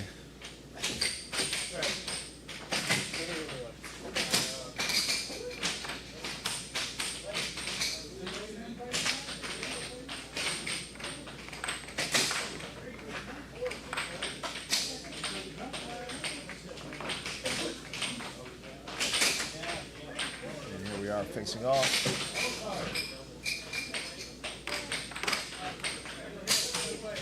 Connor with the face-off.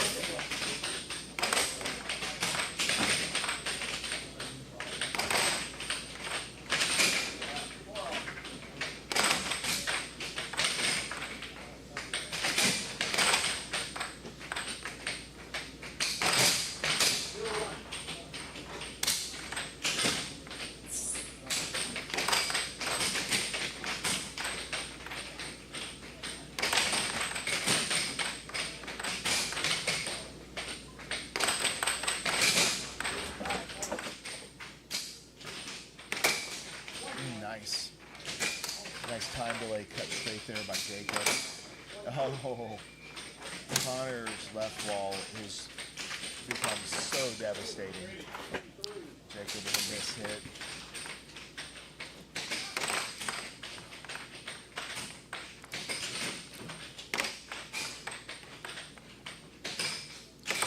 Connor was Hello, telling James Arnold. It's nice. Jacob has a hard time blocking that specific shot.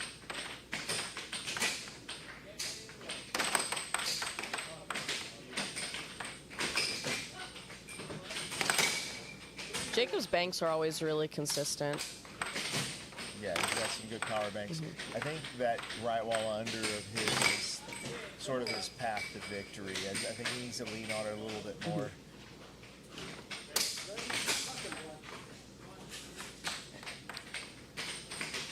I was talking to Connor earlier about his loss with Awesome Fernandez, and he was like, I'm so tired after playing Jacob and Vince, and now I'll have to either play Jacob or Vince, and I'm playing Jacob again, so Right. very full circle.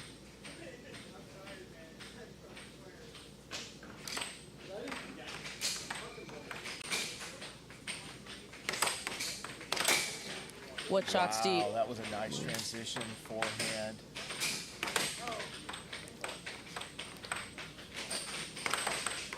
What do you think Jacob's best shot is against Connor? The right wall under. Yeah. I think that's the path to victory for him. What about Connor's best shot against Jacob? Right wall under. Just keep hitting it back and forth. It just, I think people that play really solid defense, it's about their one potential weakness. Mm-hmm. Because great defenses do a wonderful job at blocking straight shots. Yeah. Notice how Connor was like sitting right on that cut. Uh-huh.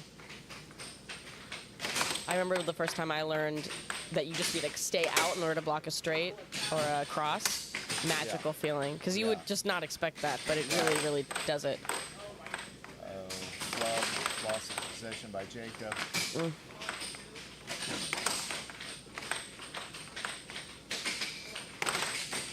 Whoa. Okay.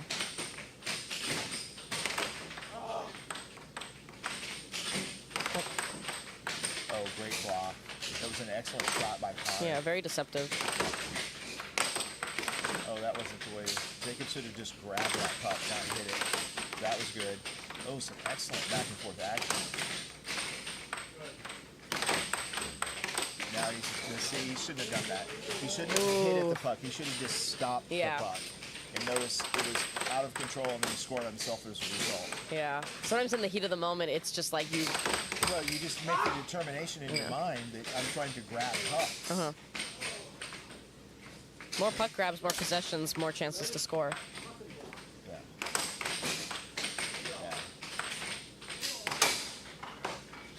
Oh, I was think that Jacob off the lost back of the that game mallet? because of those sort of just ill-advised transition plays at the very end there. He gave Connor several possessions which he didn't need to give him. But you're right, Jacob does have a piece of this heat of the moment thing that makes it difficult for him to play clean sometimes. I sometimes struggle with that.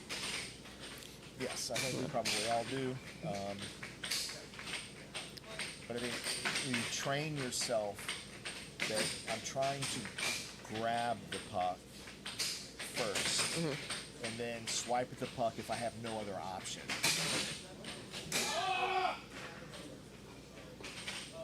Do you have any strategies for catching yourself when when you notice that you're speeding up a little bit or things are getting kind of like when you're in gameplay? Yeah, well, I mean, I would recommend that you have an internal metronome, sort of, that you're following. That that's really good. gives you a sense of what is my pace, what does my pace need to be, you know, click, click, click, click, or you might be click, click, click, click. I don't know, you know, just knowing what's right for you. You can even sing it in your mind.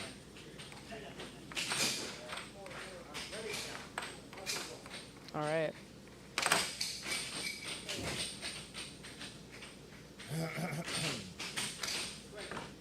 Remind the viewers which game this is.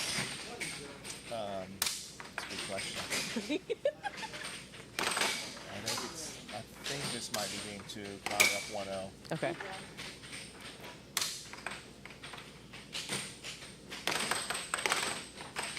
Or maybe it's 1-1. It seemed like Jacob did hit him on a bunch of right wall unders, and then I remember talking about it. So it'd be great if we had the score, but we just don't have a score today, guys. So we're still sort of tweaking things and trying to figure out a plan for a world. So this is a lot of this is experimental. We're still trying to tune up the tune-up. So That's right. We're tuning up ourselves.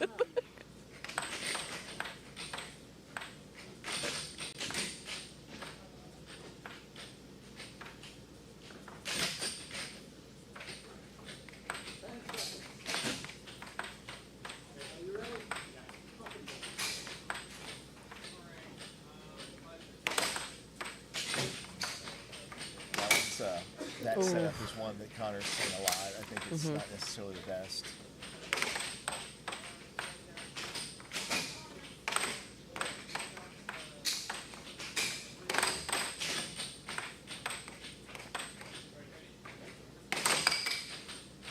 Nice block.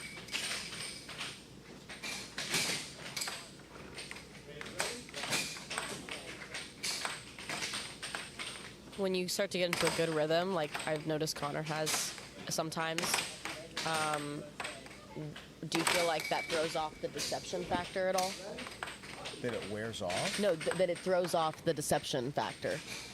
Like if you start to get into a rhythm more when you play, like no, because I think it depends on what he does at the very end. Mm-hmm. You know, there's all sorts of subtle variations. Nice cross, subtle variations that you can bring into it. Like, and I think getting in a rhythm allows you to make those improvisations. It's like playing jazz.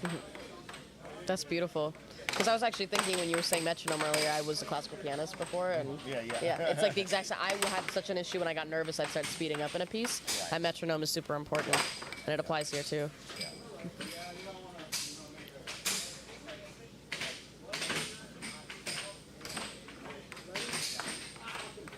And I think a lot of people, in all sports, but in air hockey, it's a very common, is when things get tense, people tend to either do that. Either they speed up or they slow down. And they need to stay in that middle space.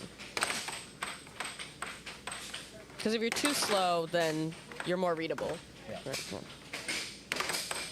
because Jacob I don't recall any right wall unders going in a while. I just really think that's what's going to put him over the. Yeah, he's got to be getting that shot in. And now he's trying like a touchy right wall over.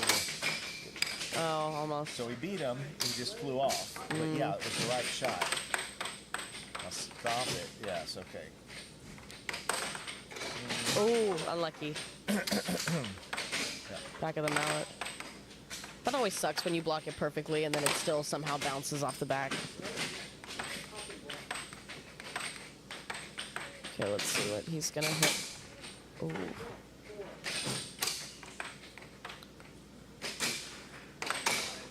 Oh, Yeah, return to nice. sender. Yeah. Oh, Yeah.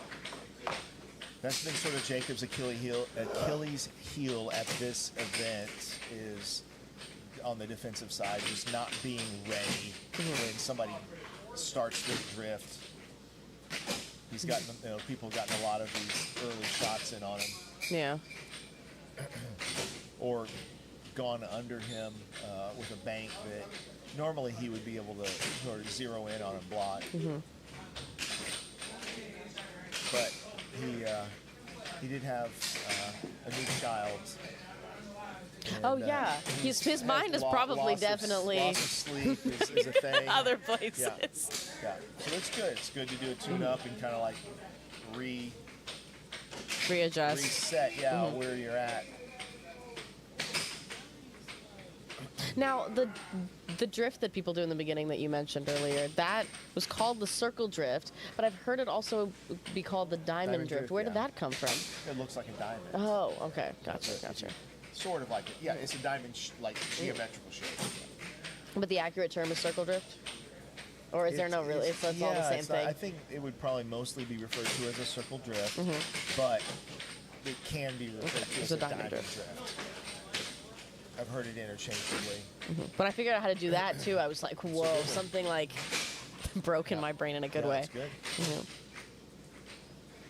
I don't know what's going on over. We got a match between Sarah Griffith. Sarah Griffith. And Anthony Munoz, and I think it's been pretty tight because every time I look over, the scores are tied. I mean, she beat him in the tournament already. Nice. She just can't lose that edge now as she plays him again. It's going to come down to who can adapt better and who can keep that stamina up. Yeah.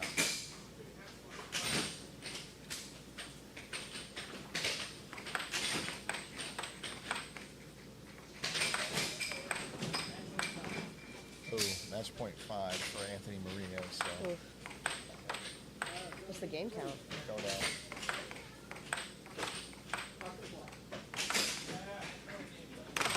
Game point. Oh, and here we are back with Jacob and Connor.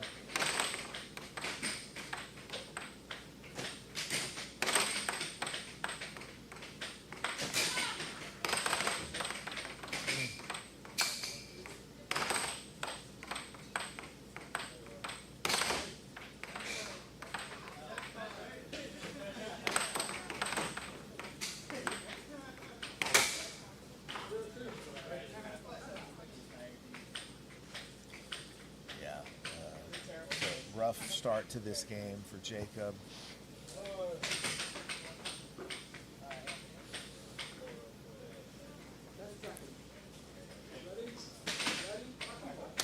Hope he starts hitting those right wall unders. Over.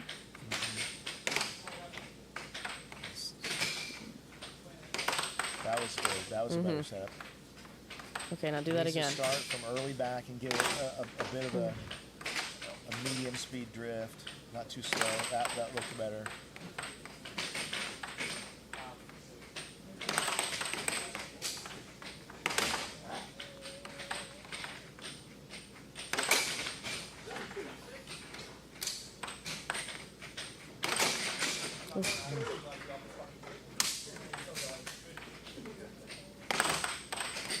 It's not a good position for the right wall under for Jacob.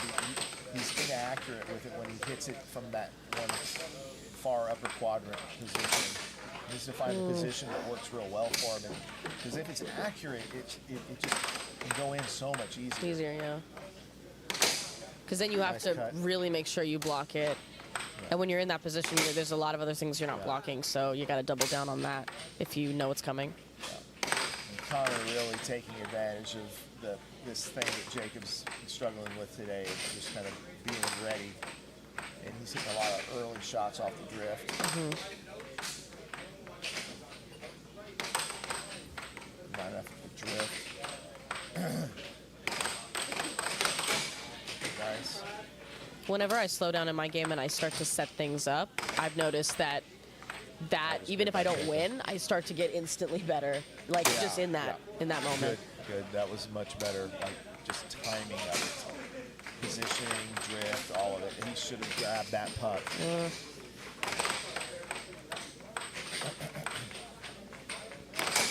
I don't know how many of those transition shots really ever score. Usually they're lost possessions, unfortunately. Okay, Nice. ooh, left wall. Yeah. Jacob needs to be ready now. Good. Yeah, Cut it's straight. hard. I mean, it's so hard to block. I think it's, let's see. 3-0. Oh, there's Tim. Hi, Tim.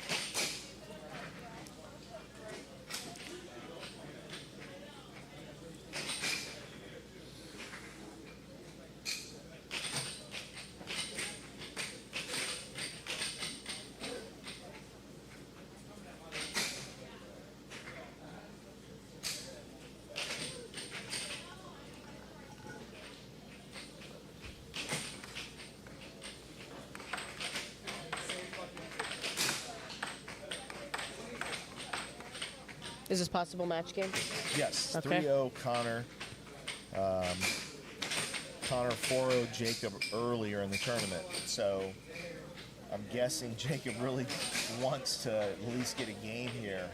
And just focus on that maybe.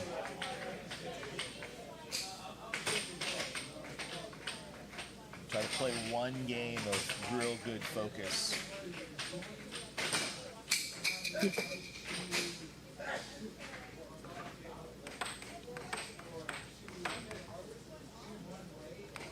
Did you tell him to hit the under? I didn't tell him anything. Oh. No. Didn't tell him anything. I'm sure he'll go back and rewatch the video and analyze it a little bit.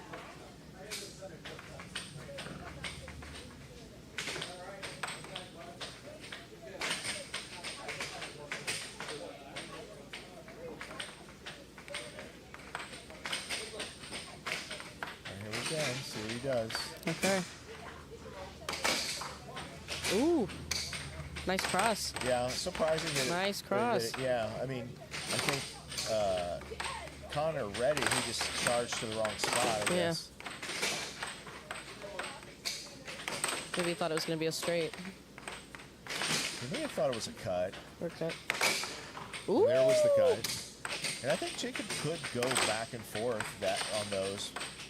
But I still feel like, you know, like now is right time for the right wall under. You've gotten 2 straights in on your opponent. Ooh.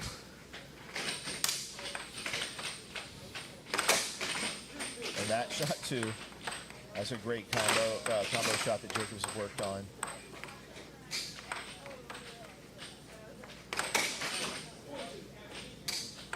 That was nice. The fallovers are one of my favorite shots. And, I mean, that's just that's unblockable by Connor. Really. Oh, Jacob no, was no. playing a Don't. little You lost out possession. of control. Yeah, Ooh. so there's the right Nice under at deceptive. the right time. Very nice. Connor with a great cross. Good block by Jacob. I think it's so cool hitting things from the back of the mallet to try to disguise like what it's actually going to be. But it's a lot to remember in the moment, like everything, all the aspects of it. Yeah. These top players make it look so easy.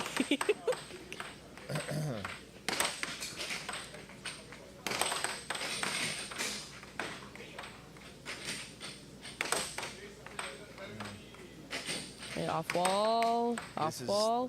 I think this is the kind of attack that people, and especially Connor, has seen a lot of times from Jacob. So not necessarily the most deceptive. Ooh, timeout?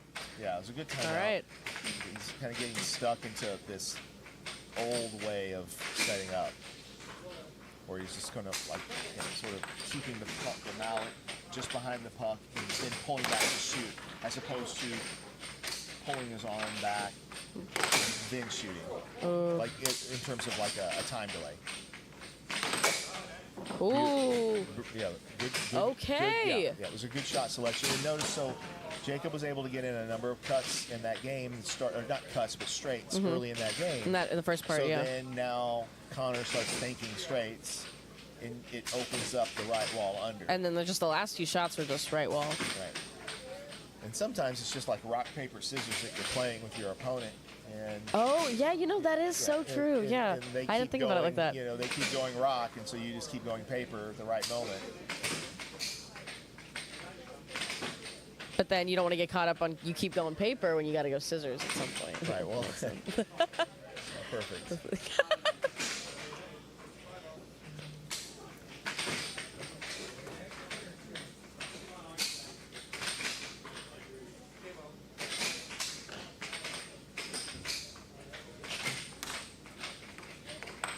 Do you have the famous 7-6 tattoo?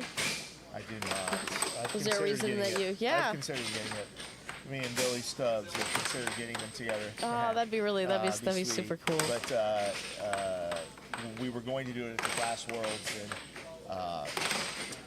he pulled out. No. I'm just telling you. I'm just being honest. That's the way it went down. Oh man. Yeah, that's okay. I don't mind. Well, if you change your mind one day, Billy, if you're out there, if you're watching. What-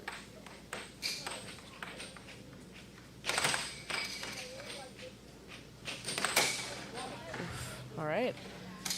We're in game 5 now? Now, notice what shot that was.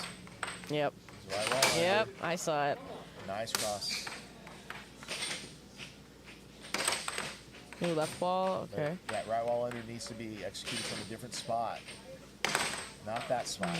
That's not the spot. I'm just being honest. Yeah, Like, I if know. you go back and rewind the tape, you'll see that the one that scored was much more center or right of center. Ooh, okay. Straight.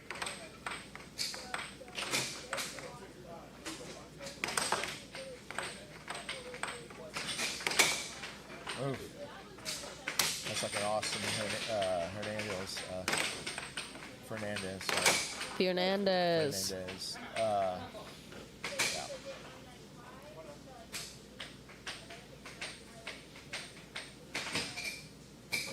This is the semifinals, correct? Yeah, the winner here goes to play Austin in the finals. That'll be a great match, no matter who wins. Yeah. Yeah, we're in the heavy hitters now.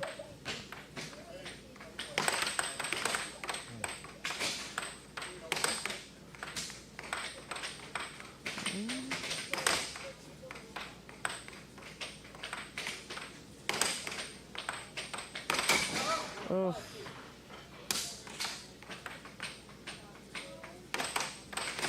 Left wall, no. Lost possession.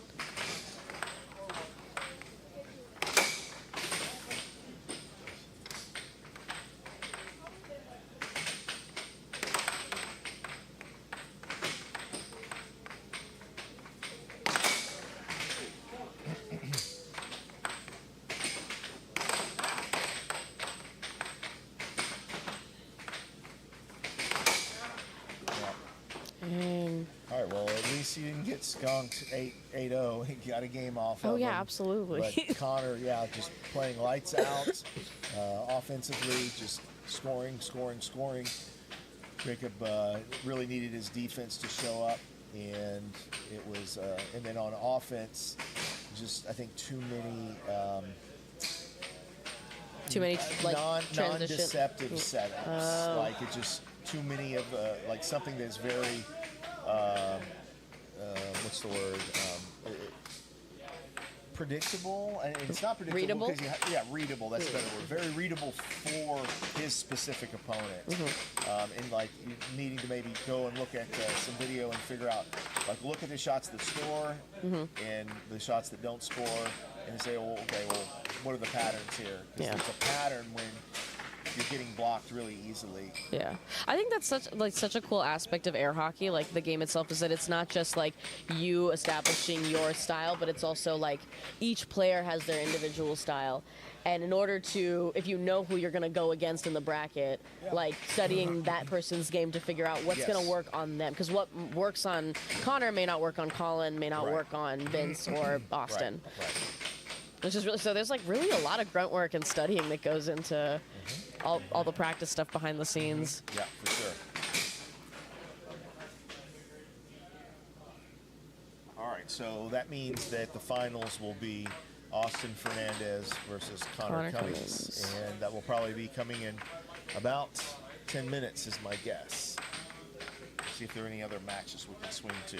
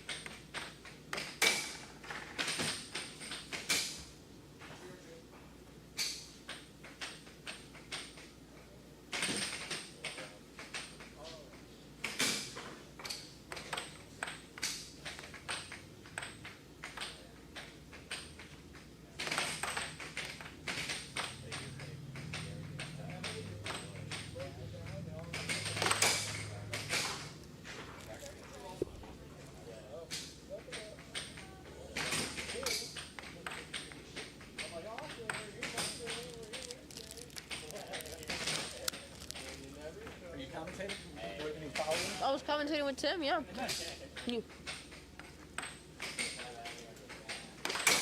I can't tell if like we're on this updated chat or not. Like if that's the updated chat.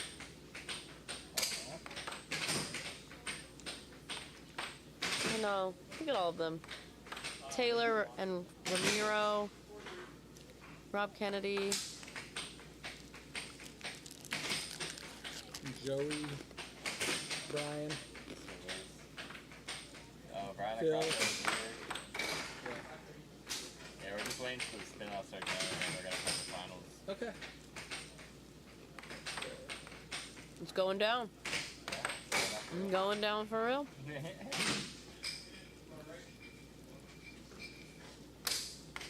Like a Brandon played that. I thought he was He has a really bad sinus infection right now. Ooh. I just called him and I called him after I beat Connor because I want to let him know what happened. And I heard his voice and he sounds really bad right now. So he has to lay in bed, get his rest, feel better. Yeah. He'll be here for the next one probably. You got Chris in the chat rooting you on. Hell yeah. What's up, Chris?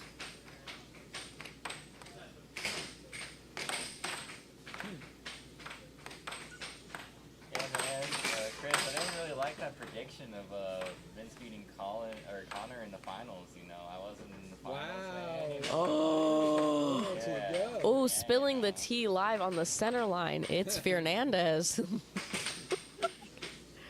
Shots fired. Chris, you have 24 hours to respond.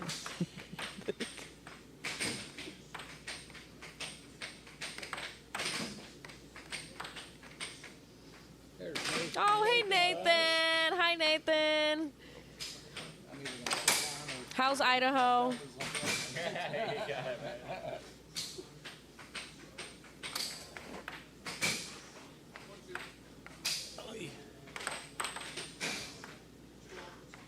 What's up, Chris?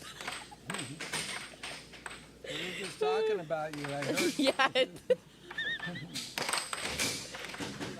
Awesome for me, Adam, and Keith.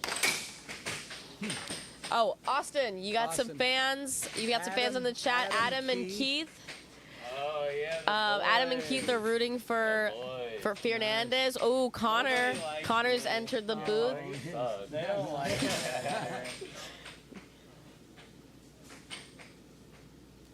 Well, we're glad to have you in the chat, Nathan. Thank you for representing Idaho. The potatoes have been represented. The potatoes. Are you gonna let him talk to you like that, Nathan? The very Scottish. potatoes? Hello, Nathan Buss. Nathan's got a great stream as well over on the, what is it called? American Air Hockey League. I am plugging American Air Hockey League. I will only work for the Centerline, but I have to plug Nathan. They do good work. They do good work. Who out there predicted Oh wait, Connor Chris said he versus did not Austin hear in the him. He did final? not hear. Nobody. Austin, is there a message that you want to deliver to Chris at home? He says he can't. He didn't hear you the first time. Yeah, I didn't like that prediction of you saying that this is gonna be Connor in the finals. Chris Where the said fuck I was was gonna I, be man? Come on. But You gotta now- root for your boy. Now Chris has changed teams and he's going for Austin, but he did say I would be here. Now he doesn't support me. Then. Ooh, yeah, Chris, you got 24 hours to respond, bud. Yeah. Yeah, that hurt All my right. feelings, man. Oh, we got Jacob Munoz, #2 in the world, in the chat. There He you said, go. "Goon Squad." I just want a gooner. Once a gooner, always a gooner. Like,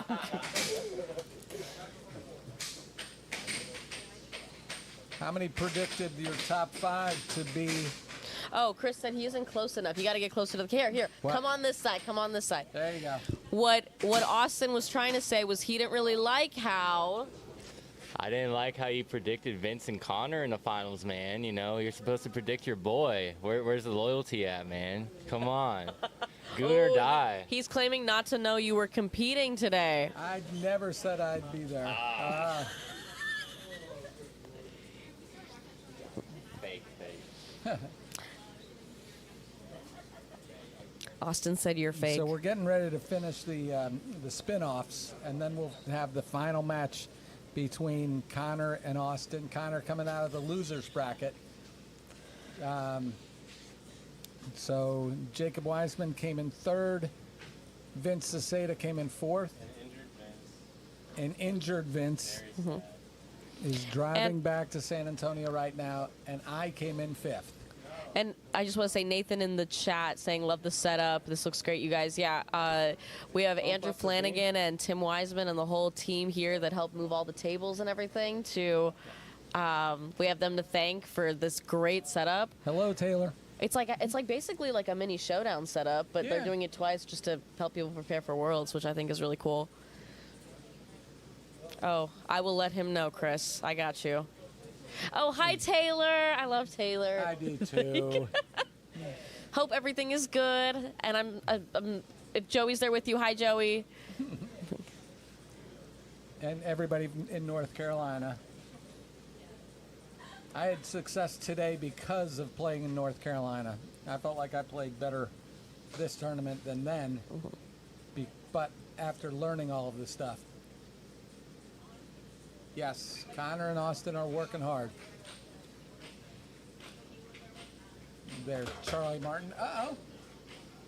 And we've got a light down. We'll be right back. Yeah. Down, Light down.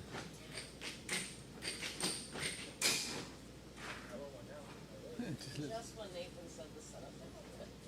Right? I can fix it. The duck. Yeah, baby, you know what? I'm gonna let you. Yeah. I'm gonna let you do it. So where did you finish? Where did you finish? Do I dare I'll ask? tell you that offline. All right. The general public does not need to know.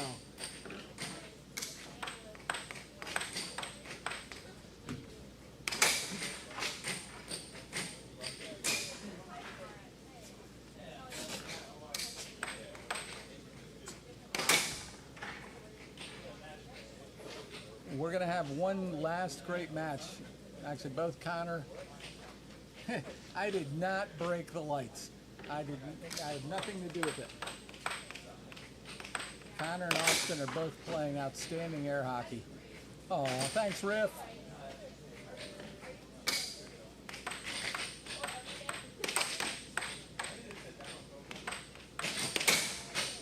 But Austin is really striking the puck very well. Very aggressive.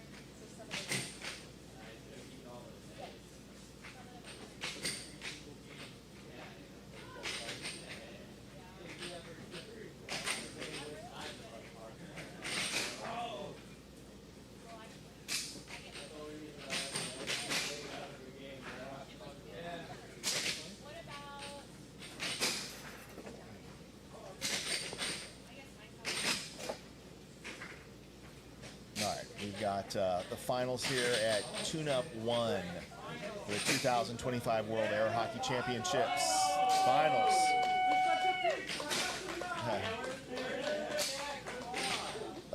Yeah, we do need people to go and.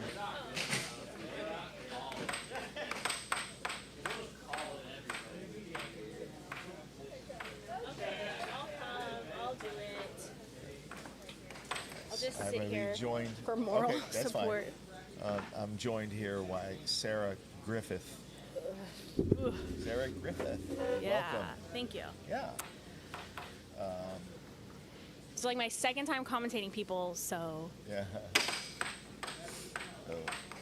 So this is going to be a very interesting match. If you're a student of the game or you love air hockey, you've got Austin Fernandez, who is wearing the baseball cap and the red tank top, and he has an extremely powerful offense, especially if he has a complementary shot to his cut. If he's got it on, boy, is it deadly. yeah. And then, of course, you've got Connor, who's very fundamentally sound on defense and has an amazing amount of variety on offense, maybe too much variety at times, but nevertheless, it's powerful. It's exciting to see a Connor and Austin finals. Yeah, absolutely. And, you know, I think this could be Austin's, Yeah. you know, potential breakout moment in air hockey. He's wanted to have sort of a win against, you know, with some stakes. I mean, this is not it's not a major tournament or anything, it's but still- there's stakes, and he's playing against, you know, the number 2 player in the world. Yeah. And the whole point of this is to like figure out where we're at for Worlds, so it's a good, you know, Yeah. going into Worlds momentum. And so that's Austin's sort of his patented setup. He does a reverse circle drift, and then pops in a cut. That's sort of his most common shot. And at times when he goes super fast with the drift, it's an unblockable shot.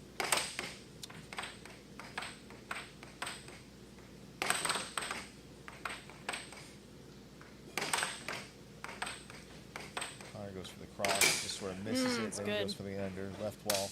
It was nice because like he had gone to the right side Right. of Austin and came back and went to his left side. And I know Connor's been working on that a lot, his left walls, and they're really good. Yeah, and so are his right wall. Yeah. Yeah. I think Austin is playing at a speed that is too slow. And that may sound crazy, but I think it's true. I think Austin Okay. is actually better picking up the pace. When he's more upbeat. He's got to and- be like, yeah, almost frantic. It's just below frantic. Yeah.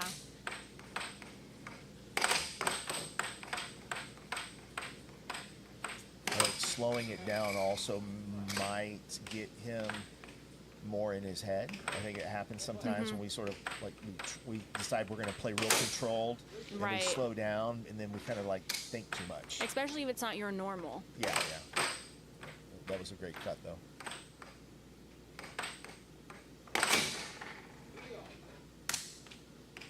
Oh.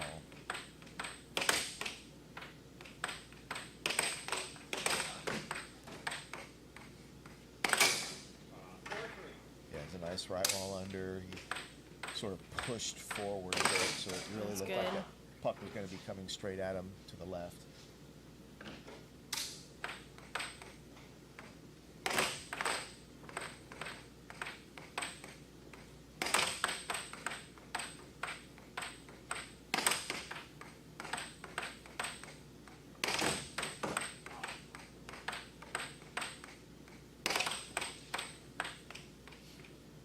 Oh yeah, the scorecards. Yeah. Yeah, we don't have a scorekeeper at the moment. Beautiful left wall under.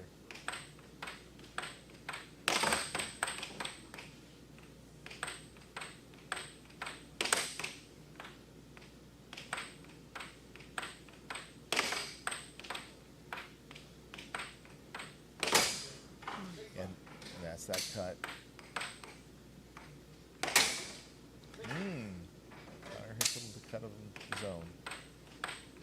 That was a good shot. Right, and that's the complementary shot I was talking about earlier. Is like he can get the cut in, but if he doesn't have a shot that goes to the opposite side as well, then a smart defender is going to say, all right, well, I'm just going to sit on your cut, and what else are you going to do? So it's interesting. That's a bit of a development since the showdown, where that part of his offense was needed. Right. It looks like he's worked on that some, which is great.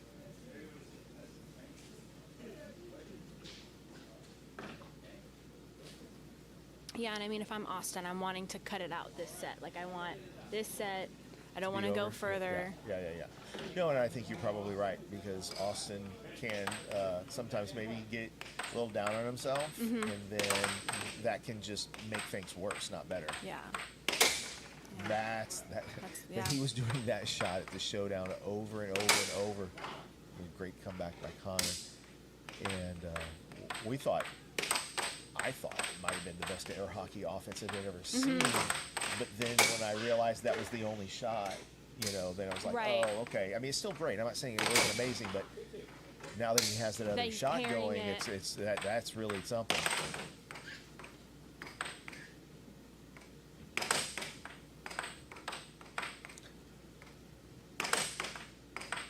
I like this speed for Connor for his setups against Austin. I think he needs to slow it down.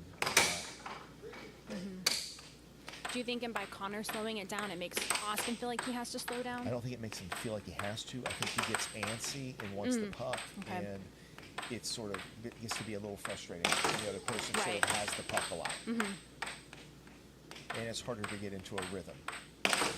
And his game is very rhythm based. Yes. Yeah. See, is it nice? Tap, pause, pull back, time delay, hit. That's good, yeah. And that's the complimentary right while under. It's powerful.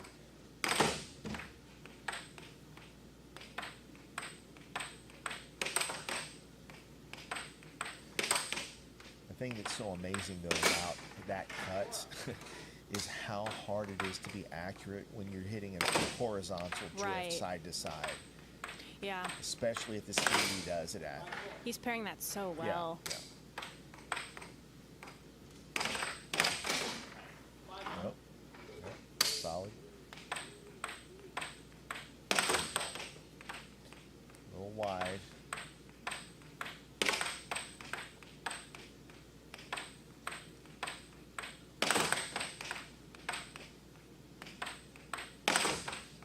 Great block by Connor. Yep, see that there's just enough of delay, just enough of a pause. Nice, and that's it's such an unblockable shot.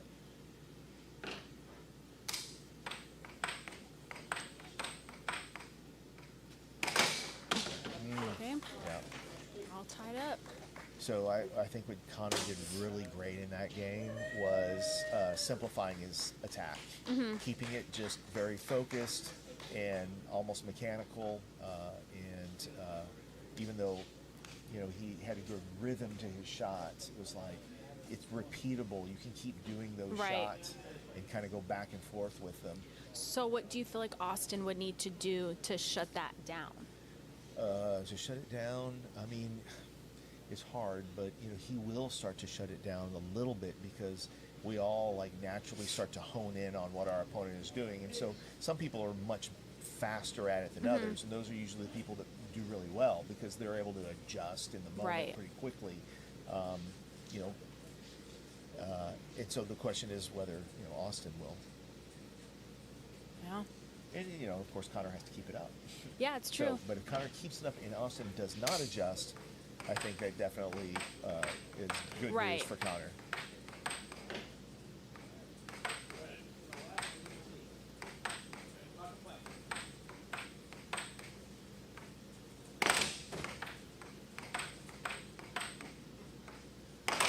Yeah, so he's already continuing it. Like it's like he realizes that it's working. working. And he said, "Oh, I'm just going to stick with what's working." Right. Until Austin adjusts. Right, in theory, is a smart thing until yeah. it stops working. Yeah, and yeah. You can.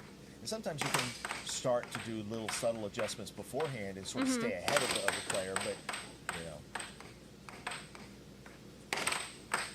it was a little too fast. Yeah, that was better.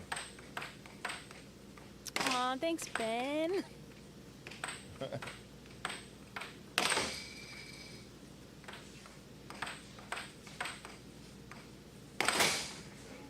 Nice, Good, nice that left time wall delay. again.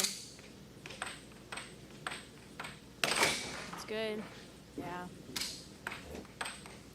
Oh, and I'm now being left. Hopefully not for too long.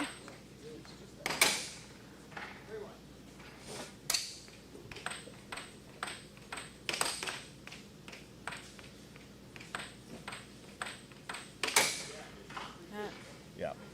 Bread He's and just butter. going back and forth That's with his it. bread and It's butter, great. yeah. It was a good block by Austin. Thought it was well executed. Now, I don't know if Austin was going for the cut there and just missed it because the cut was open. Right.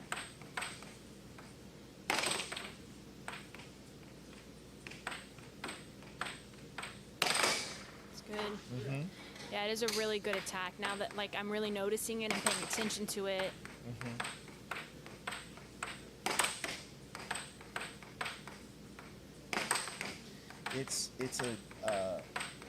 It's a form of a crocodile, made famous by Brian Crocker, the way he describes it. The type of attack where Right. a person can go from one side to the other, and it's almost a coin flip because you just can never guess which way it's going.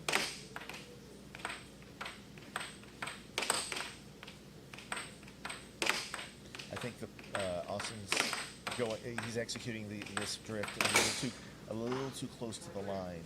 Okay. That's making that cut more difficult to hit. If you pulled it back just a little bit, you have a bigger lane. And that was just Connor pushing out. That's good.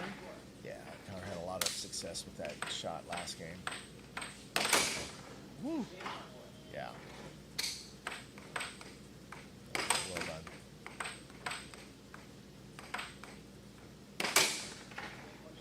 Wow. Good. Yeah. This is an offensive clinic by these guys. Yeah. Good. Wow. I think it's smart of Austin to try to like not let Connor just winning, like stay on top of it and to keep his momentum going. Right. Keep pushing. Right. And yeah.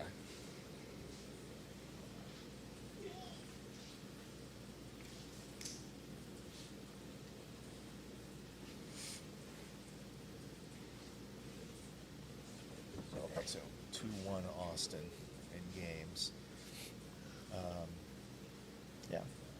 That was sort of a statement game in my mind for Austin because Connor looked like he was sort of pulling together an attack that was going to be consistent. Right. And Austin was able to shut it down, which shut is it what I down. had asked. Yeah. I'm not sure how much of it he shut down exactly. Or if it was just that but maybe yeah, it wasn't. He was scoring a lot. It's so hard to win when the other guy's scoring a lot. It's so frustrating. It's like a race. Nice shot by Connor. I like how he hit it early in the drift, in the lane. So I think at this point, Connor's got to start thinking about that high roll under more.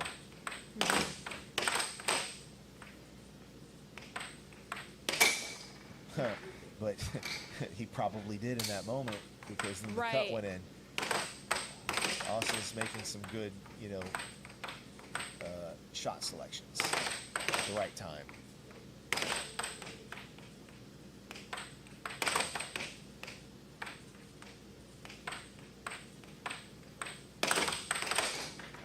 Okay, a little. Excellent. That's reminiscent of his big bro. Just finish someone's shot. Again, that right wall under, boy. Austin's added that.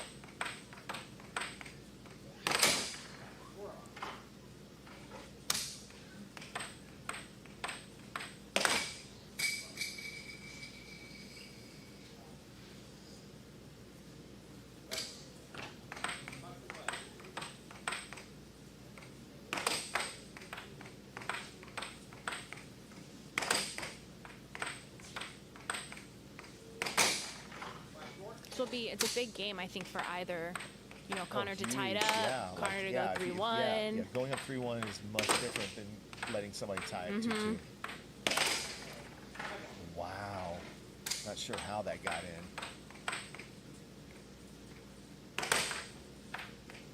It was a well set up shot. Austin missed. This.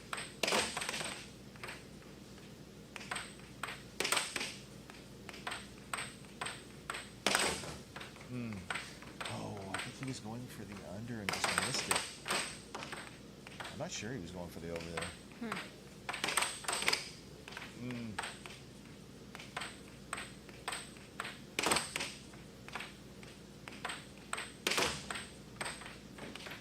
Austin's getting a lot of shots on goal here.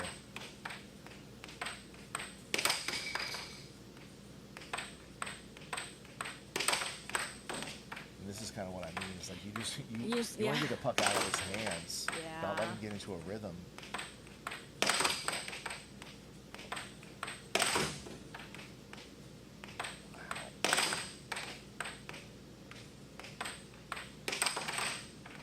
Connor's playing some really conservative defense.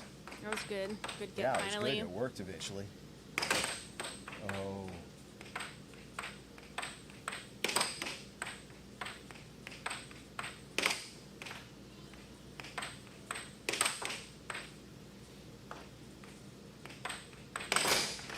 Okay. Wonder if he was It was going good. for Possibly, but for it was that. good that he changed up the Yeah. setup because I think Connor had finally locked in.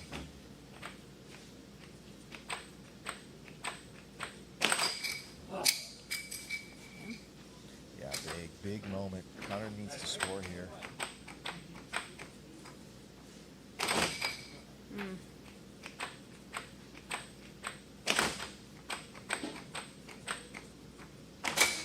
Very good. All right, 6-6.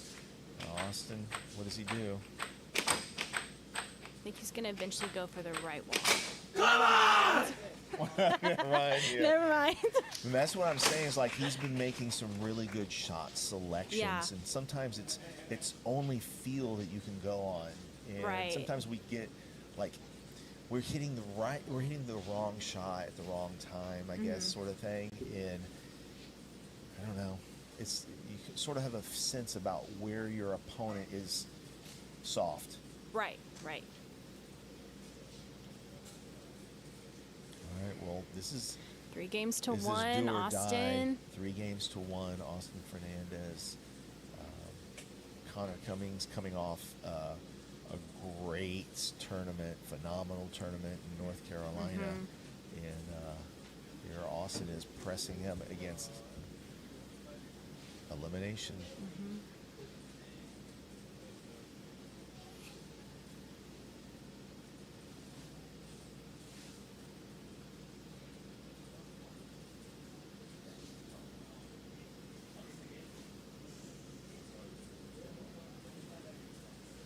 So if you're Austin, you continue to do what's been working. I think Then so, if you're yeah. Connor, do you try to think of what to change?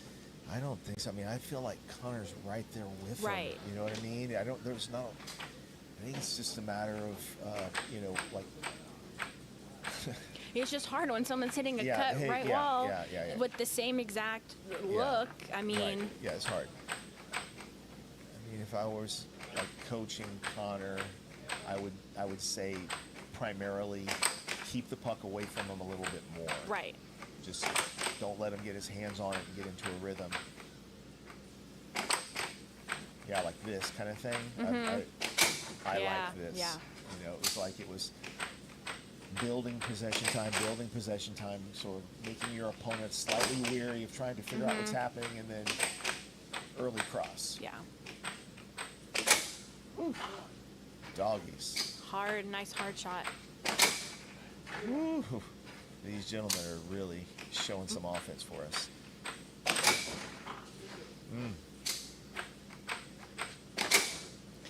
Ooh. God. It's just back and Somebody forth, back and forth. please block a shot.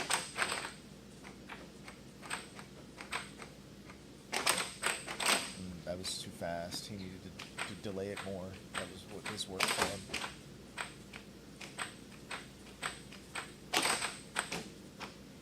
That wasn't executed where he's doing the cut from. That was more it.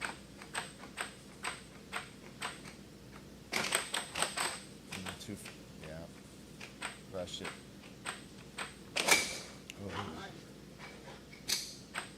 Connor has quite a task. He's going to shut down this beast of an offense. Nice cut. Wow. Yeah. He wants it. Yeah. He's ready. Good answer by Connor.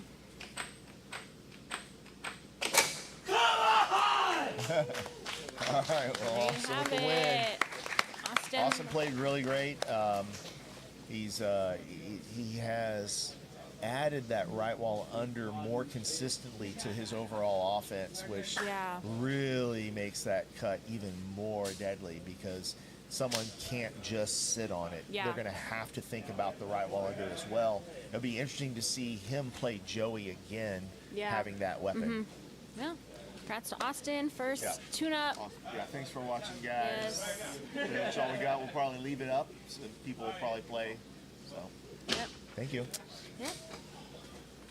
Oh, Worlds. I'll tell you, Worlds 2025. Come to Worlds. April 21st through 24th. We're going to be in Lake Conroe, Texas. It's a beautiful place. And we're at Margaritaville Resort Hotel. There are events for 4 days. If you want to play singles, it starts on Friday. But Thursday night, we've got a free event.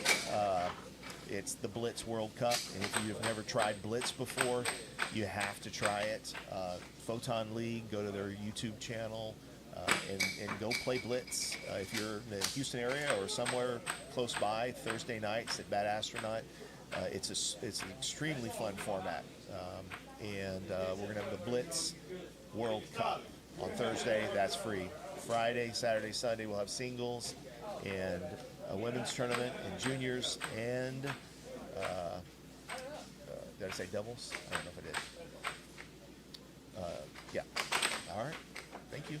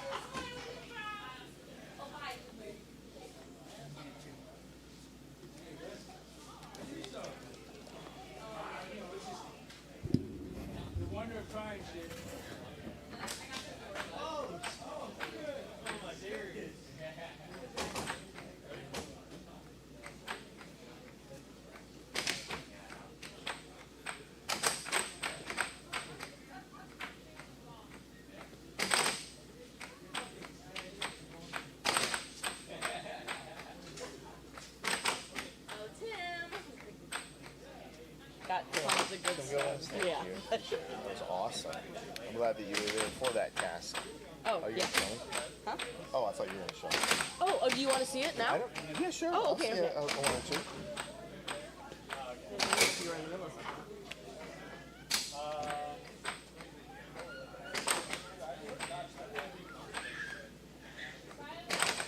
No, wait. We're almost done. Just this one where he's like looking at it. I love that. That's a good one.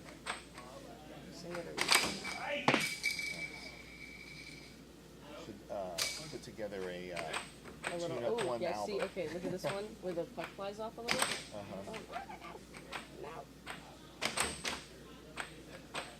And then I got one of like all of them.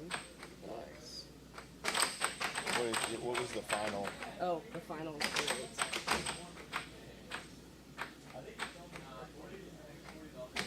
One where he won.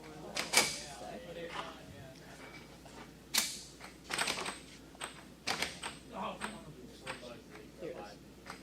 That was the second That's to last. awesome. And then, Oh, that's the last one. That's good. and then we got the coin. Yeah. Awesome. Oh, these have lines on them. Yeah, if you don't shoot it with flicker free inside here.